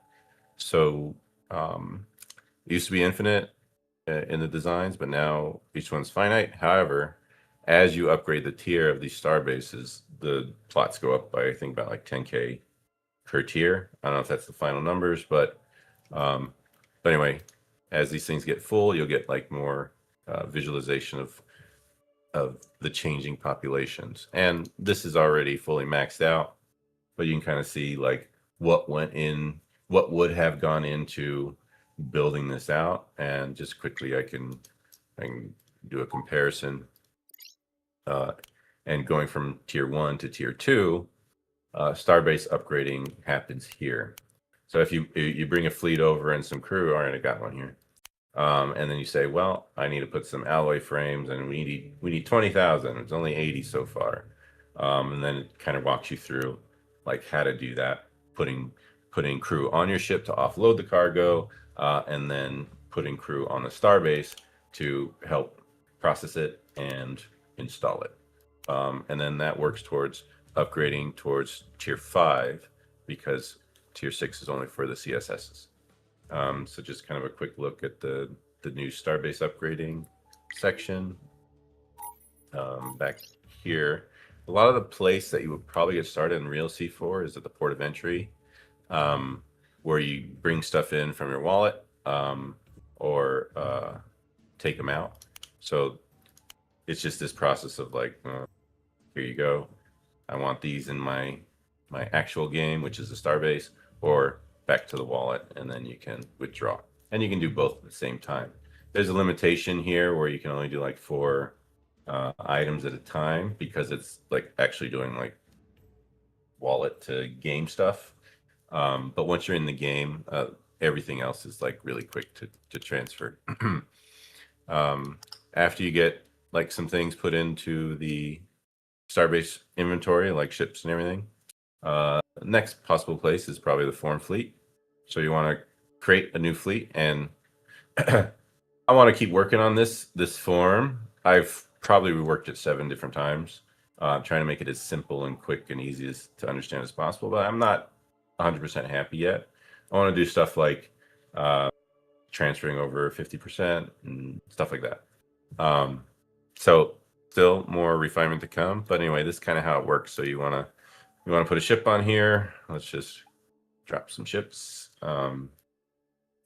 This is also a place you can change your ship configs, but we can go more in that a little bit. Fuel, same thing. Ammunition, kind of drop those in. Food. This is what I mean. Like I kind of want to do like a halfy kind of thing. So you don't just like blow out your cargo hold. So it's a bit. This is the part that gets a little weird, and I've proposed some solutions. Maybe we can have a food module and repair module instead of having them part of the cargo hold, and then it kind of works the same as these, which are really easy to understand. But we'll see where that goes over time. But yeah, like you see, you can put other kind of cargo in there, and let's see, what else can fit? Some drones. So yeah, there's kind of a fleet that you would set up. I don't need 16,000 drones in there, or let's just remove that.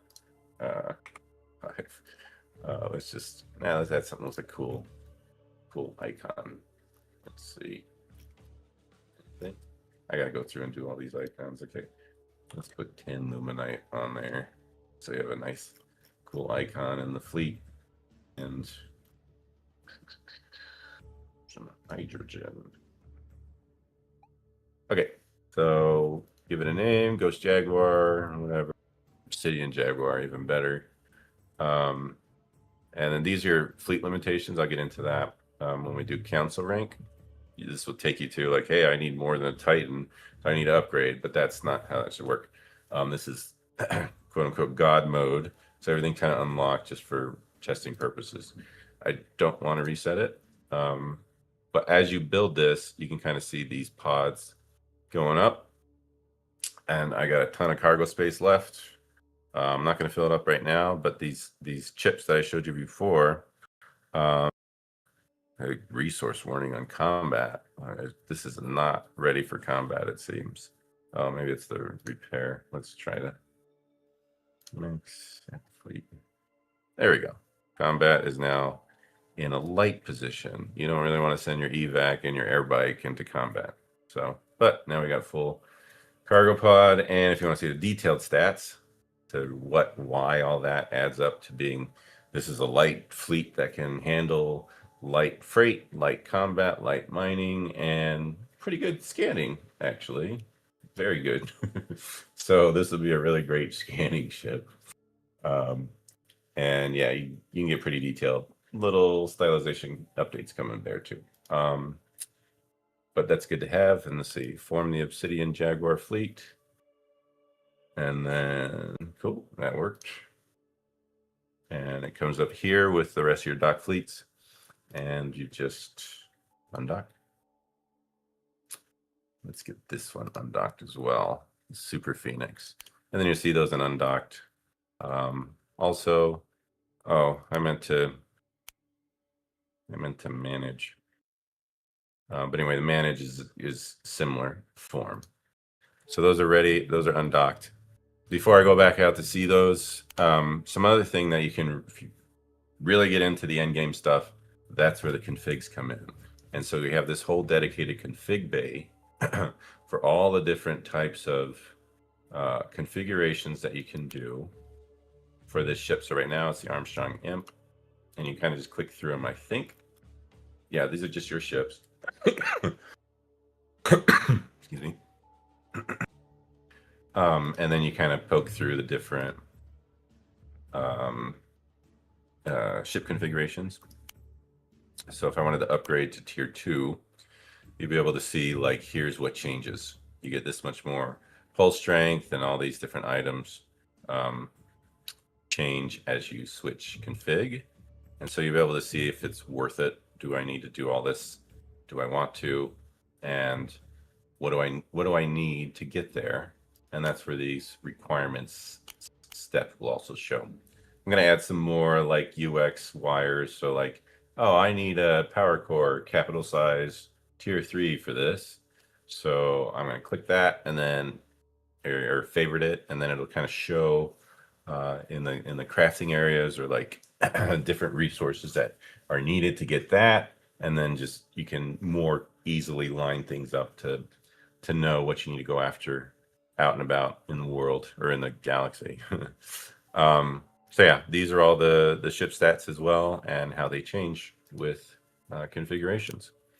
Like I said, it's kind of end game content, but if you want an edge, you'll see how these numbers change, and it's going to be quite needed in a lot of instances if you're on the forefront or the frontier of the galaxy here.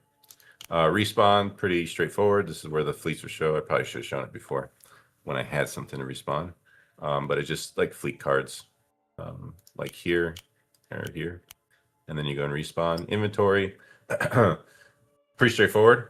Information about each item here, the little stats around it that are useful, and then again it kind of shows like what would I need to craft or what does it go into crafting. So like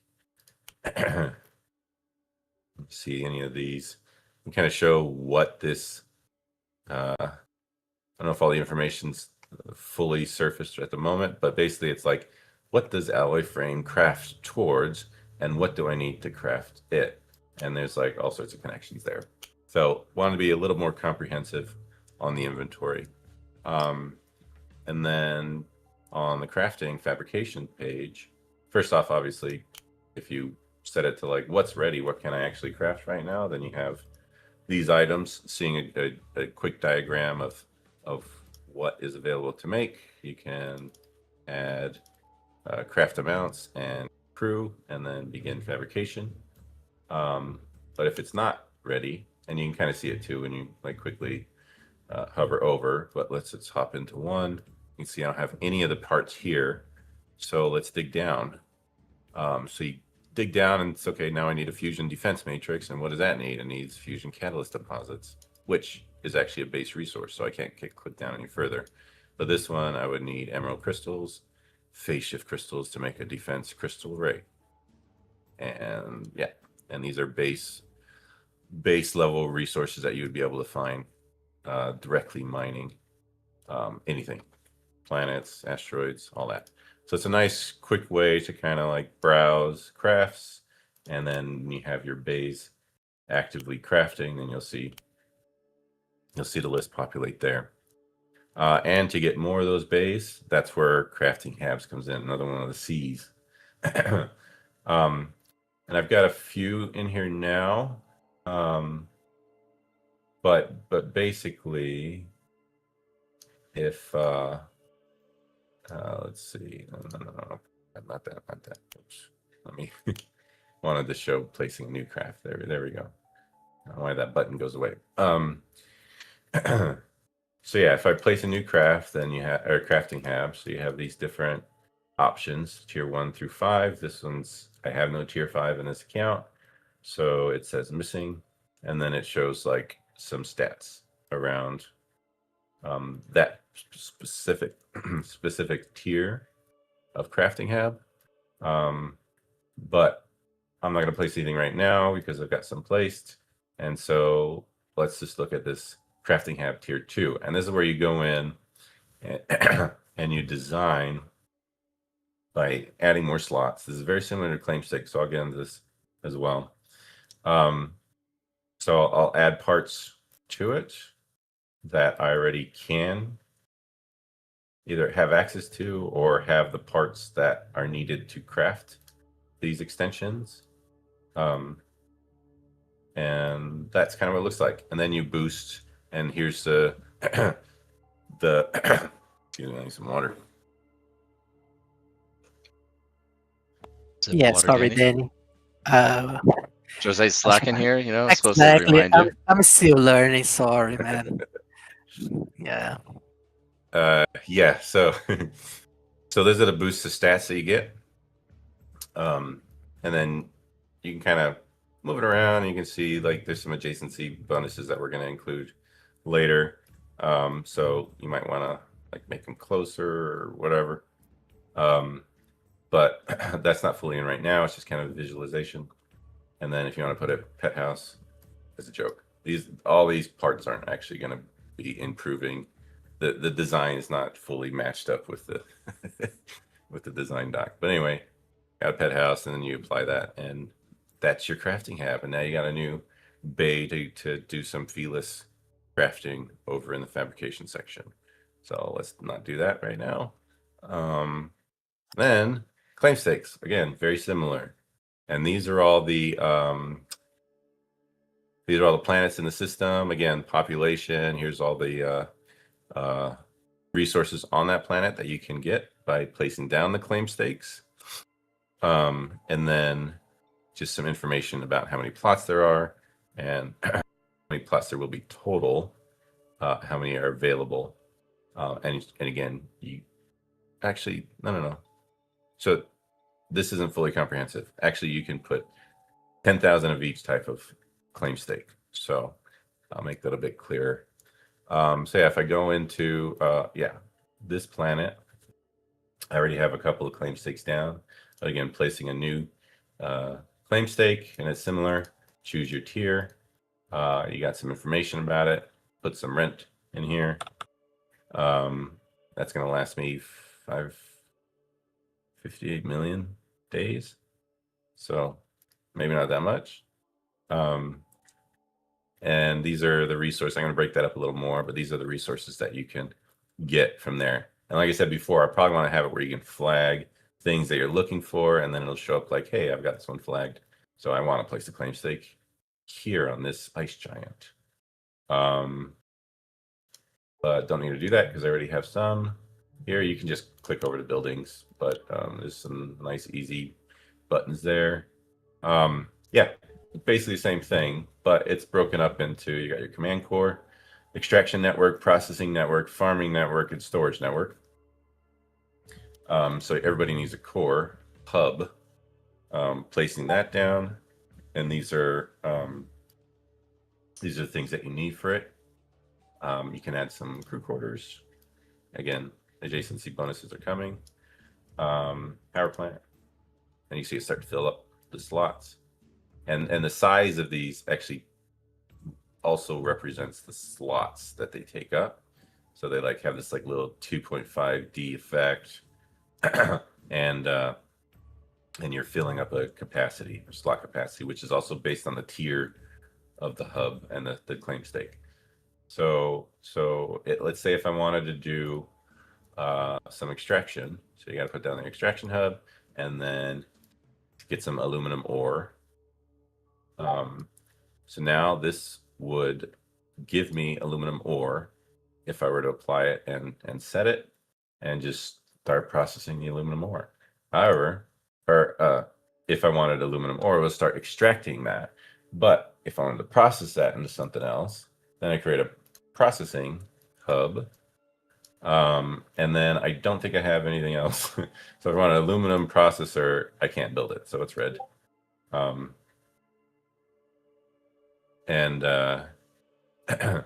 then if I were to build this whole thing out, see, I still need these things. Then all of a sudden I'm getting automatically aluminum ore and aluminum all at once loaded into the cargo here on this claim stake. So that's the big beauty of claim stakes is auto crafting, and it gets pretty intense as you upgrade. There's a lot more available. This is like a tier 2.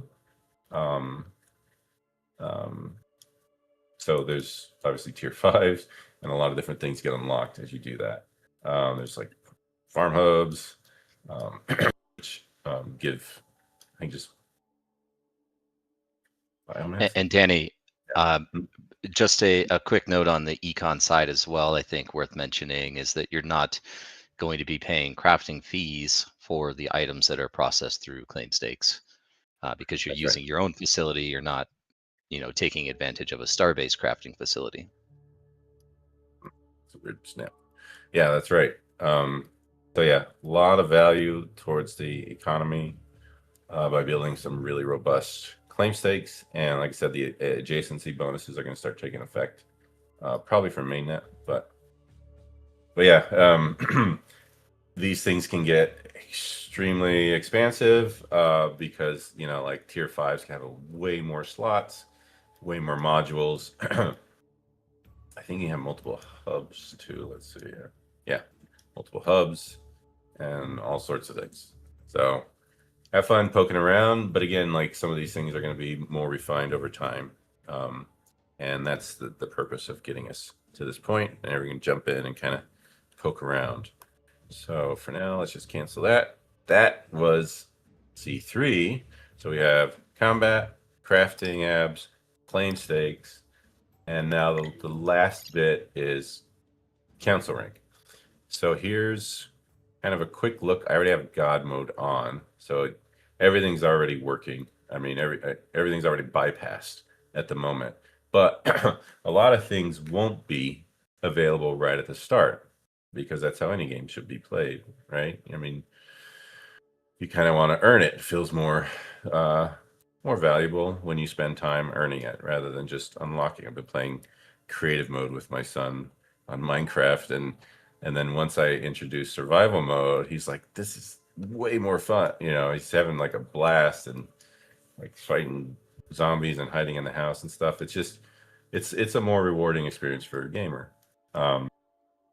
So, oh, interesting. Some new stuff just came in. Yeah, Joseph's been updating this.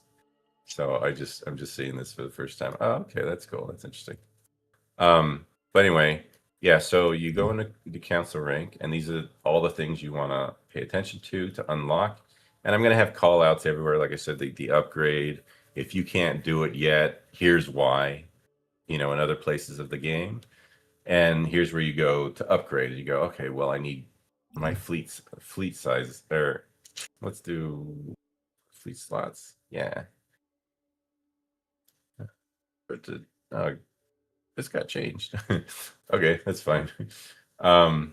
So let's say I can only have like 5 ships in my fleet. I need more. We'll have a CTA to kind of take you here, and you can kind of see, what do I need? All right, I already got this. I got that. I got this, and this is what's going to cost. So I'll start the research. I'm already in God mode, so it doesn't matter. Then you go to the next one. Hey, you need tier 1 before you get tier 2.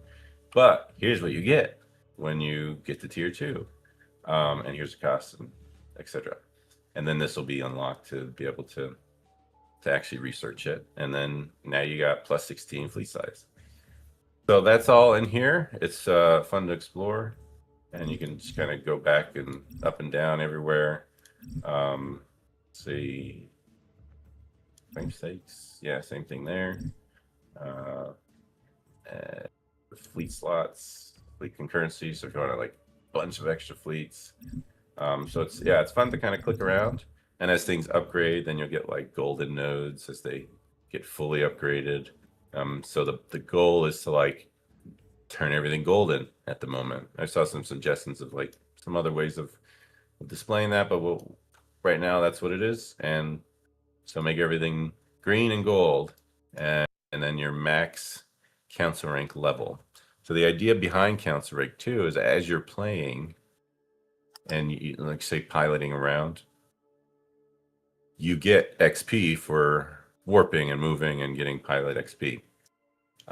As you fully upgrade one level of pilot, that counts towards the council rank points, but you have to do that 6 times. So if I did it 6 times of pilot XP levels, now I get 1 point in the council rank that you can spend on any one of these nodes, depending on how much they cost. So council rank points. 6, because 1, 2, 3, 4, 5, 6 people who are playing all sorts of different things. It's any one of these aggregate leveling up goes towards 1 mega council rank point that you spend and try to get to the total fully upgraded council rank level. So yeah, there's all these other Oh, ship size moved here now. That's fine. Yeah, Joseph's been like setting this kind of stuff. So yeah, that's proper. It's gonna follow most of what you see in the SES, the Sage Editor Suite stuff for research nodes. But yeah, each career has their own set of nodes. Data queue. Okay, it's all piecing together in real time. PTR. So cool. Yeah, you can go ahead and poke through that. So anyway, if something's not working, one of the things to first check, do you have the council rig unlocked? We'll make that all kind of clear over time. The other thing is like, do I have Atlas in my Starbase inventory or in your actual character account? And then it's usually like a missing resource, like crew or fuel or something like that. But again, we'll make that all clear as you play, so you could just kind of have fun and don't have to remember all this stuff. Yeah, so that was the last C4. That was Council Rank, and let's take the. Do I have any fuel here? I don't have any fuel. Shoot. Super Phoenix. Yeah, you can see that the sizing of these ships have changed a bit. So looks pretty cool. All right. I don't think there's anything else to show. That's kind of like super quick version of everything, but still took forever. Danny, we didn't cover the 5th C, cultivation claims. Ah, that's right. All right. Do you want to take that one? I can. Do you anything else you want to cover, I guess, before I jump in on cultivation claims? No, I mean, like I said, these I kind of showed yeah. these at first, but now these are kind of populating now, as you see. But yeah, this becomes a little more relevant now that you know all the different parts to it, and everything's kind of ready to go. Yeah. NDR actually brought up a good point. Can you just show off the bug reporting? Oh yeah, pipeline? Cool. So you hop into here, and then anything that you need to report, click on Help and Support, and then there's a few different forms. Whoops, a few different forms that you could give us feedback, request a feature, report a bug, or just contact some knowledge base and community reports as well. That's all nicely integrated. Thank you, Arthur. So that's all ready to deploy. And what I was saying about before, when we would do this kind of phase, it's like, oh man, now we're about to get inundated with all sorts of reports and stuff. And yes, that's going to happen. However, now it's kind of like, yes, give us as much feedback as you can. Give us bugs, give us UX, give us every single possible thing you can get to us. Because now it's like we have super intelligent mega coders working with us on the back end that love this kind of stuff and will just keep improving the product to make it what everyone wants it to be. So I'm really looking forward to this phase. It's been extremely effective in this past couple months. And by the end of this phase, it's going to be maybe totally different of an experience. But at least we have the really solid framework to go, oh, hey, here's a suggestion. Okay, I know where to put that. Boom. Now it's there. Now it's all like easily an enhancement rather than like, yeah, we know what's missing. Yeah. We'll go build it. You know, it's a totally different kind of approach now. And the more we get the feedback, the more it's just you're going to see the improvements just come in rapid succession. So it's pretty exciting what we're going into now. Yeah, I don't know if it's well known, but we had an all-out sprint over the last 5 days or so. I think we released this to the SAC server, which some of you are familiar with, and there was a ton of reporting. So a big thank you to everyone who was in the SAC server participating in the early play test under kind of a lot of pressure, given the short timeline before the town hall. And I think it's really cool though, seeing just how much our team was able to fix over that very short period. And a lot of that is because of the new agentic workflows throughout the company. So having a full backlog of bugs, of user issues, of feature requests, of quality of life improvement requests, having that backlog now is something that we can just rapidly burn through with with everybody being empowered with their own personal agent right now. Really cool to see. I actually think it's one of the big opportunities that we have with the release of this product is being able to showcase just how quick we can work, even given the smaller team size that we have. But yeah, Larinor saw it firsthand, and ironically, there was almost no communication from from our team in that testing channel, but we were just picking up on all of the reports that they were making and jamming out fixes. So let me do this, Danny. I mean, you've got one more piece to cover. NDR. Yes, there's a daily check-in. I don't know if you want to go into that, Danny. The daily check-in process. Yeah. Yeah. It's not much right now. That was implemented pretty early on, but yeah, you just kind of check in. Let's see if you view your character. You can see your streak. I don't remember what the bonuses are right now. It's like literally the first thing that was kind of processed. But yeah, we should probably put something in there. But yeah, pretty quick. So before you cover your last piece, I just want to touch on cultivation claims. It is a concept that we brought up years ago now, but cultivation claims will be a new gameplay loop in C4. They're going to function very similar to the way that claim stakes function.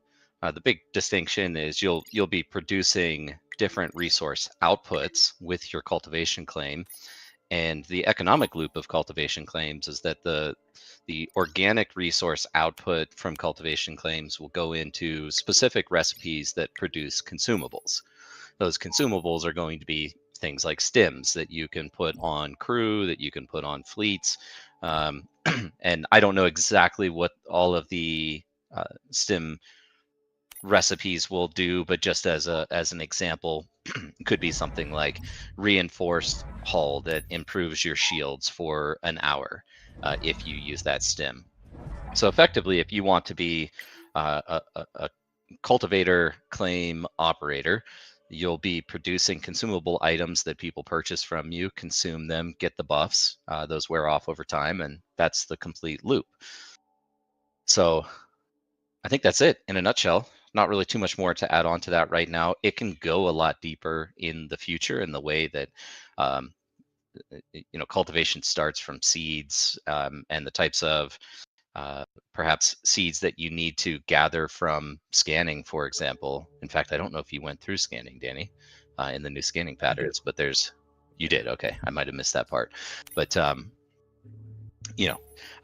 getting access to different recipes might require you going out and scanning and then discovering a seed that lets you produce a particular recipe. So I think it gets pretty deep, and it in and of itself could be a loop that people just want to focus their entire effort on. I, for myself, am looking forward to the day we can get some mini flowers cultivated in our claims. It's going to be super interesting. Yeah. So Danny, I think the big question is when do we plan on releasing this to people?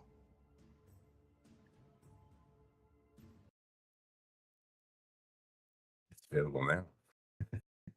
Yeah. So you guys can get out there and start playing Hey! right now. Let's go! Yeah. There you go. Time to pour the whiskey. This one might be a couple branches behind, but yeah, here we go. Launching today. It's C4. live, boys. It's live. Yeah. Go. This is huge. I will maybe just preface It is Steady. still a little bit rough. Steady. No. I mean, this is just, again, setting expectations. Like, it might be a little bit rough. You're going to encounter some bugs. Some things won't work. Some transactions will fail. But that's the purpose of the PTR. We want to gather your feedback. We want to understand your feature requests. We want to make improvements alongside you on this product. And so this is your opportunity to get involved, to start playing, to learning the game, sharing your feedback with us. And we're going to be rapidly burning through any bugs and making hourly or by the minute improvements and fixes to this. So this is the culmination of really years of work, and super excited. Could I jump in here real quick? Just a little update. I hit a little snag on the Unreal release. I didn't realize that Epic has to review every release before they push it live. So it has been submitted for review by Epic. I understand it might take a couple hours. It might take a day or two. So I really have no idea when it's going to go live. We'll just let you guys know. Thanks, Brad. I think people will take it easy on you, Brad. Now they have C4 PTR to play with. All right. That takes the pressure off. Yeah, don't worry. Cool. All right. Oh, yeah, man. can't wait to hear all the feedback. There's going to be lots, and there's lots to do. But like I said, that's what we want. We want a tsunami of feedback so we can get it all in the game. Let's go. Well, Yeah, excellent, excellent work there. Yeah, let's get some W's in the chat, guys. Yeah, for sure. We deserve some W's in the chat. Super exciting. This is a day we all longed for.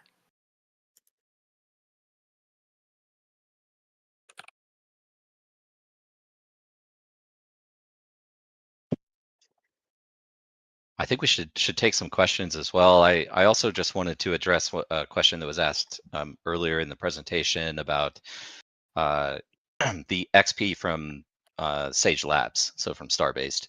There is a formula.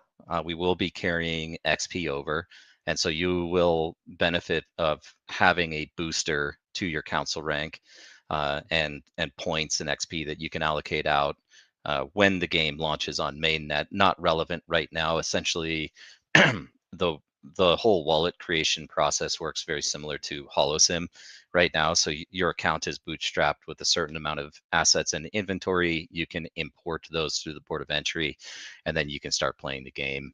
Things like God mode are activated right now, so you can essentially unlock everything and get access to every feature. But just wanted to reaffirm that when we do go to mainnet, for everyone who's been playing Sage and earning your XP in Sage, that will carry over in some capacity based on a formula that we're going to come up with. Am I cutting out again? No, that all came through. Yeah. Okay, good. Let's see. I'm sure people have lots of questions. Michael, I saw some questions about Zink XP for the PTR. Yeah, we don't have it just yet, but it is something we've talked about, and I absolutely do want to add ZXP mechanics to the PTR. We'll work on that as quickly as we can. I'll perhaps also emphasize John's announcement from, I think it was just yesterday, but with all of the releases today, we are effectively shifting the team fully into C4 PTR work. We are delaying or postponing any additional work on Holosim at this time, including any phase 2 of combat in Holosim. And so we are shutting down the Holosim ZXP earnings mechanics. That's tomorrow at, I know it's 5 p.m. Pacific time. I think that's 11 UTC, or midnight, actually, midnight UTC. But in any event, yes, we'll add ZXP mechanics for participating in Holosim. Or excuse me, in C4. Awesome. Michael, some questions in the chat about the economy, the recipes, and etc. This is not final at any capacity, right? We are basically testing different Yeah, strategies and definitely. Yeah. I consider everything in the game right now to be largely placeholder. Now, some of it might hold. I mean, we put some thought into recipes and formulas already, but a big part of the testing is making sure that all of the gameplay mechanics work, functionally work. And then a second part is balance between combat, between ship configuration, between recipes, all of that. So yes, expect substantial changes. And if you have feedback on it, please report it to us.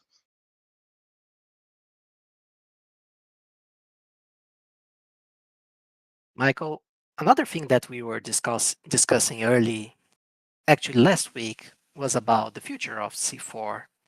And you spoke a little bit about this on the brew, that you are looking forward for policy integrations in the C4 ecosystem, not necessarily in the PTR, but in the next stages. Maybe you could very quickly, very briefly touch on this again to talk about some policy utility as well.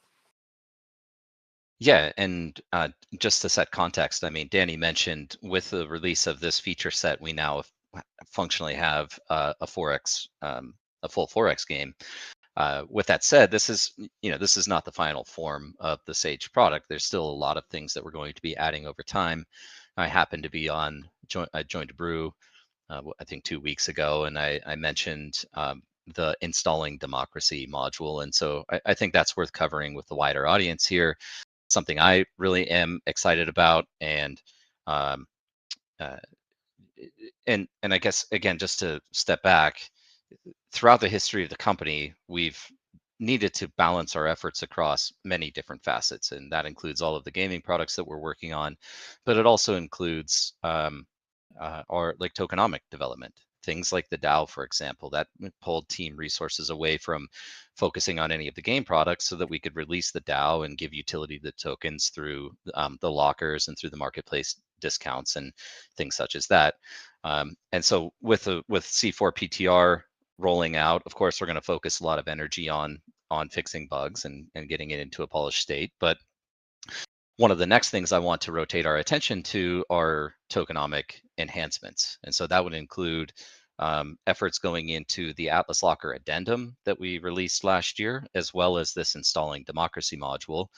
As I said, something I'm pretty excited about, but in essence, what the module would do is players would first need to upgrade a starbase, probably their king system, to a tier 5 in any region that they want to operate in. Once they reach tier 5, it will unlock this democracy module, and then players can collectively work on it as a quote-unquote mega project and build out the democracy module. Once that's installed on your starbase, you unlock regional governance systems in the game. What that largely looks like at inception, and how we're conceptualizing it right now, is it's a function of your Panaculum DAO or existing DAO PvP and crew members. And so when you have that module, you can use your PvP and allocate that throughout the game to any system that has this democracy module. And doing so also is coupled with crew requirements. Now, the example I used, and this is not a final number, but just for say, for example, you have 1 million PvP and you want to assign that to one of these democracy modules, you would need something like 10,000 crew to serve as your diplomats at that location. And that's a way that we can couple game asset ownership and align incentives of game asset ownership with participation of in-game governance. Now, why would you want to allocate your PvP to these different systems? It's because it's a way for us to unlock a form of fee rev sharing out to the players, and that would be on a proportional basis. So if you have 1 million PvP at a starbase and there's 10 million total PvP allocated to that starbase, you would get 10% of all of the fee capture, which would come in the form of all of the existing in-game like revenue mechanics that already exist. So that's if people are crafting at that star base, if they're respawning at that star base, if they're I don't know, just anything that generates a fee in game at that location. A portion of that fee then gets carved out and goes to the players who have their PvP allocated with the diplomats in place at the starbase. And there's a couple of different ways that the fee could be managed, and that could be a vote on whether or not the fee comes out of the total fee that currently goes to the DAO. And I want to reinforce here, all in-game revenue currently is funneled 100% to the DAO. So like when you're crafting in Sage and you pay your 7% fee, that goes entirely to the DAO. What we could do is one of two options. One would be you can vote to take a portion of that, say up to 2.5% of the 7% could be allocated out to players, or you could vote to add a fee on top. This is why it's very important that we have incentive alignment with the people actually playing the game, because if you strictly hold polis and you have a high PvP, well, you would be entirely motivated to vote to have the fees at that starbase as high as possible, because that maximizes your revenue.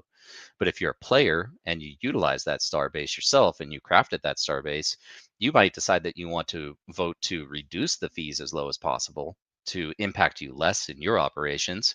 And in turn sacrificing any revenue share that you might capture from it. So again, just thinking about player alignment and making sure that the people who are in the game, playing the game, who own assets are the ones that are ultimately deciding on this regional governance system. And then one extension of that, hypothetical extension of that, would be being able to do things like use the pool of fees that are generated to employ or hire security patrols. So let's say you're at one of the frontier star systems. It's where a lot of economic activity takes place. You've set up all of your claim stakes there. You don't want to lose that star base, and you don't want to lose that region, because everything that you have at that star base would then be destroyed and reset back to your CSS. And so instead of taking a revenue distribution from fee capture, you decide to hire security forces, NPCs, that patrol the starbase and help you or your faction protect that area. I see Jacob in the audience, and interestingly enough, it was a concept that I brought up on one of our calls, and he pretty much jammed out the proof of concept over a weekend. So I don't know if he wants to come up and talk at all about it, but it's something that I think we can rapidly add on here. And I'm personally really excited about the additional in-game utility that we can add to Polis, and then through the Atlas Locker addendum, start adding additional utility to Atlas as well.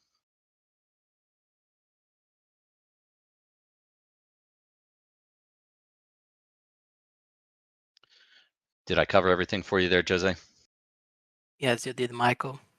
I for one find this one of the most exciting things. The political layer of Star Atlas is fascinating.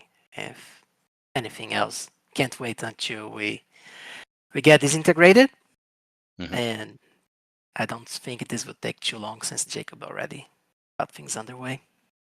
Exciting. We got something else to share today, right, Michael? We need to celebrate this moment with some new stuff for the community as well, right? We do. I've got a GIF here that I'm going to share in chat. So we are launching today with all of the products. We're going to run a little promotional sale. So we are going to be introducing those cultivation claims that I mentioned. In fact, Jose, if you haven't done it yet, we can make the announcement. Sure. With all of the details, but we're going to be releasing a limited quantity of cultivation claims from tier 1 to tier 5, alongside two new ships, the Visus Arma, which is a small fighter ship, as well as the Calico Flattop, which is a capital freighting ship. We'll list all of the prices and quantities in that announcement. It is limited supply. We are doing a pretty deep discount here. So we looked at OMO pricing of comparable game assets. We've discounted that back by an additional 25%. And then we're layering in on top of that crew starter packs. So, and the value of the crew starter pack is effectively a 20% bonus, so of the amount that you're spending. So, again, we'll release the details of that. Last point on the cultivation claims is that they don't have support in C4 yet. C4 doesn't even have any real economic activity yet, as it is just the PTR. But the cultivation claims are going to be usable in faction claims. They will function identically to your claim stakes. So if you have a cultivation claim tier 3, for example, it will produce R4 for you at the same rate that a claim stake tier 3 will produce. So just a way to get early access to those cultivation claims, if that's something that you're interested in. The fighter fleet, which has new utility, or the fighter ship, I should say, that has new utility in C4 and the flat top. Super exciting. Can't wait to get myself some claims, like cultivation claims. Anything else, Yes. Michael, that we are missing here? No, I think that's largely it. We should point out there is a new C4 PTR chat channel that's under the discussion category. So for anybody that wants to engage in conversation there as you're playing through the PTR, that's a good spot to jump in and have those conversations. Thank you, Jindo, for setting that up for us. And I'm just looking through the chat here. I'm happy to take one or two additional questions if we have any before we close things down here. Let's see.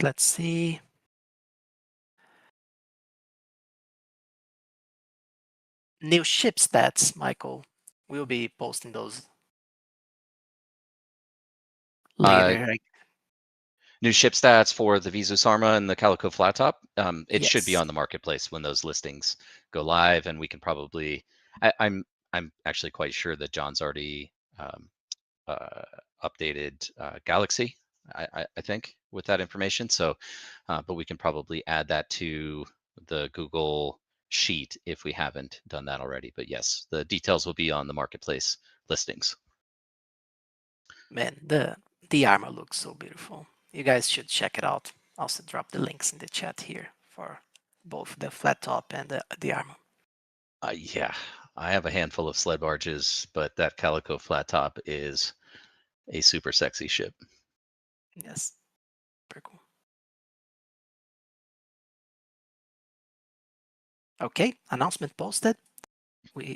You can see the limited quantities, the prices, and the crew pack bonuses on each one of the offers that we have today. Michael, I think this was a very packed town hall, right? I can see the community is happy. They even have new memes with your horse. Oh, Jesus Christ, this is getting hideous.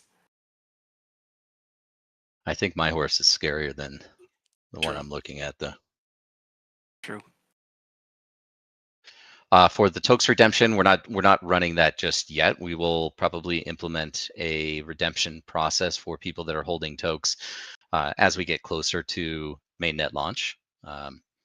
So for now, this is just exclusively a promotional sale.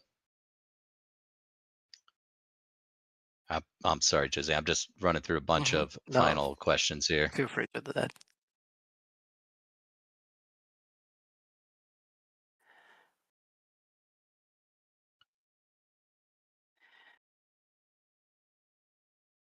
Yeah, Any last I question? guess the last major thing I see here is just the new user here, Dracariz, asking about Zink website claiming. Yeah, I mean, the dashboard that is there is purely for a presentation. It's just hypothetical. It was a snapshot that we took yesterday, not the final snapshot.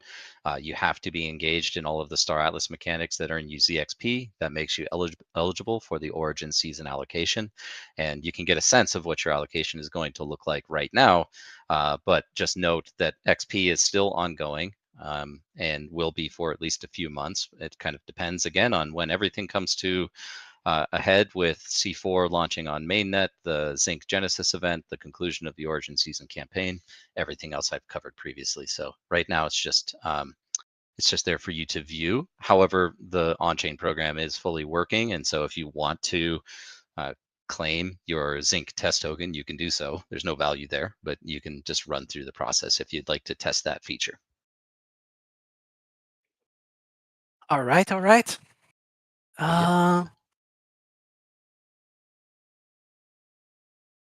I think we got everything, Michael. I think so. It was a big day. Great town hall. Thank you for co-hosting with me up here, Jose. It was a pleasure, Michael. I am still learning. Next time I'll be more watchful of reminding you of take a sip of water. But we made it through, and now we have a lot of C4 PTR playing and testing to do. Yeah, guys, get out there and test the new Unreal Engine update when that gets approved by Epic. Go check out the new docs and bridge and claims portal on Zink. Reach out to us if you want to open a conversation about becoming a validator, or if you have questions about the docs. We'll look to get some workshops set up with developers to kind of walk through the back end of operating on Zink as a validator. And otherwise, get in there and start playing C4 and give us your feedback, guys. Absolutely. And get yourself some claim stakes, cultivation claims while they are still there.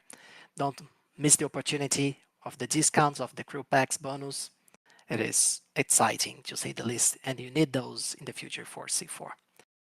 Yeah, good point. Oh, and by the way, just a final point on that is the promotional window is going to run for 2 weeks. So you'll get the discounted rates and the crew packs for the next 2 weeks. If you purchase, that'll be a snapshot, and we'll distribute the crew packs to you after.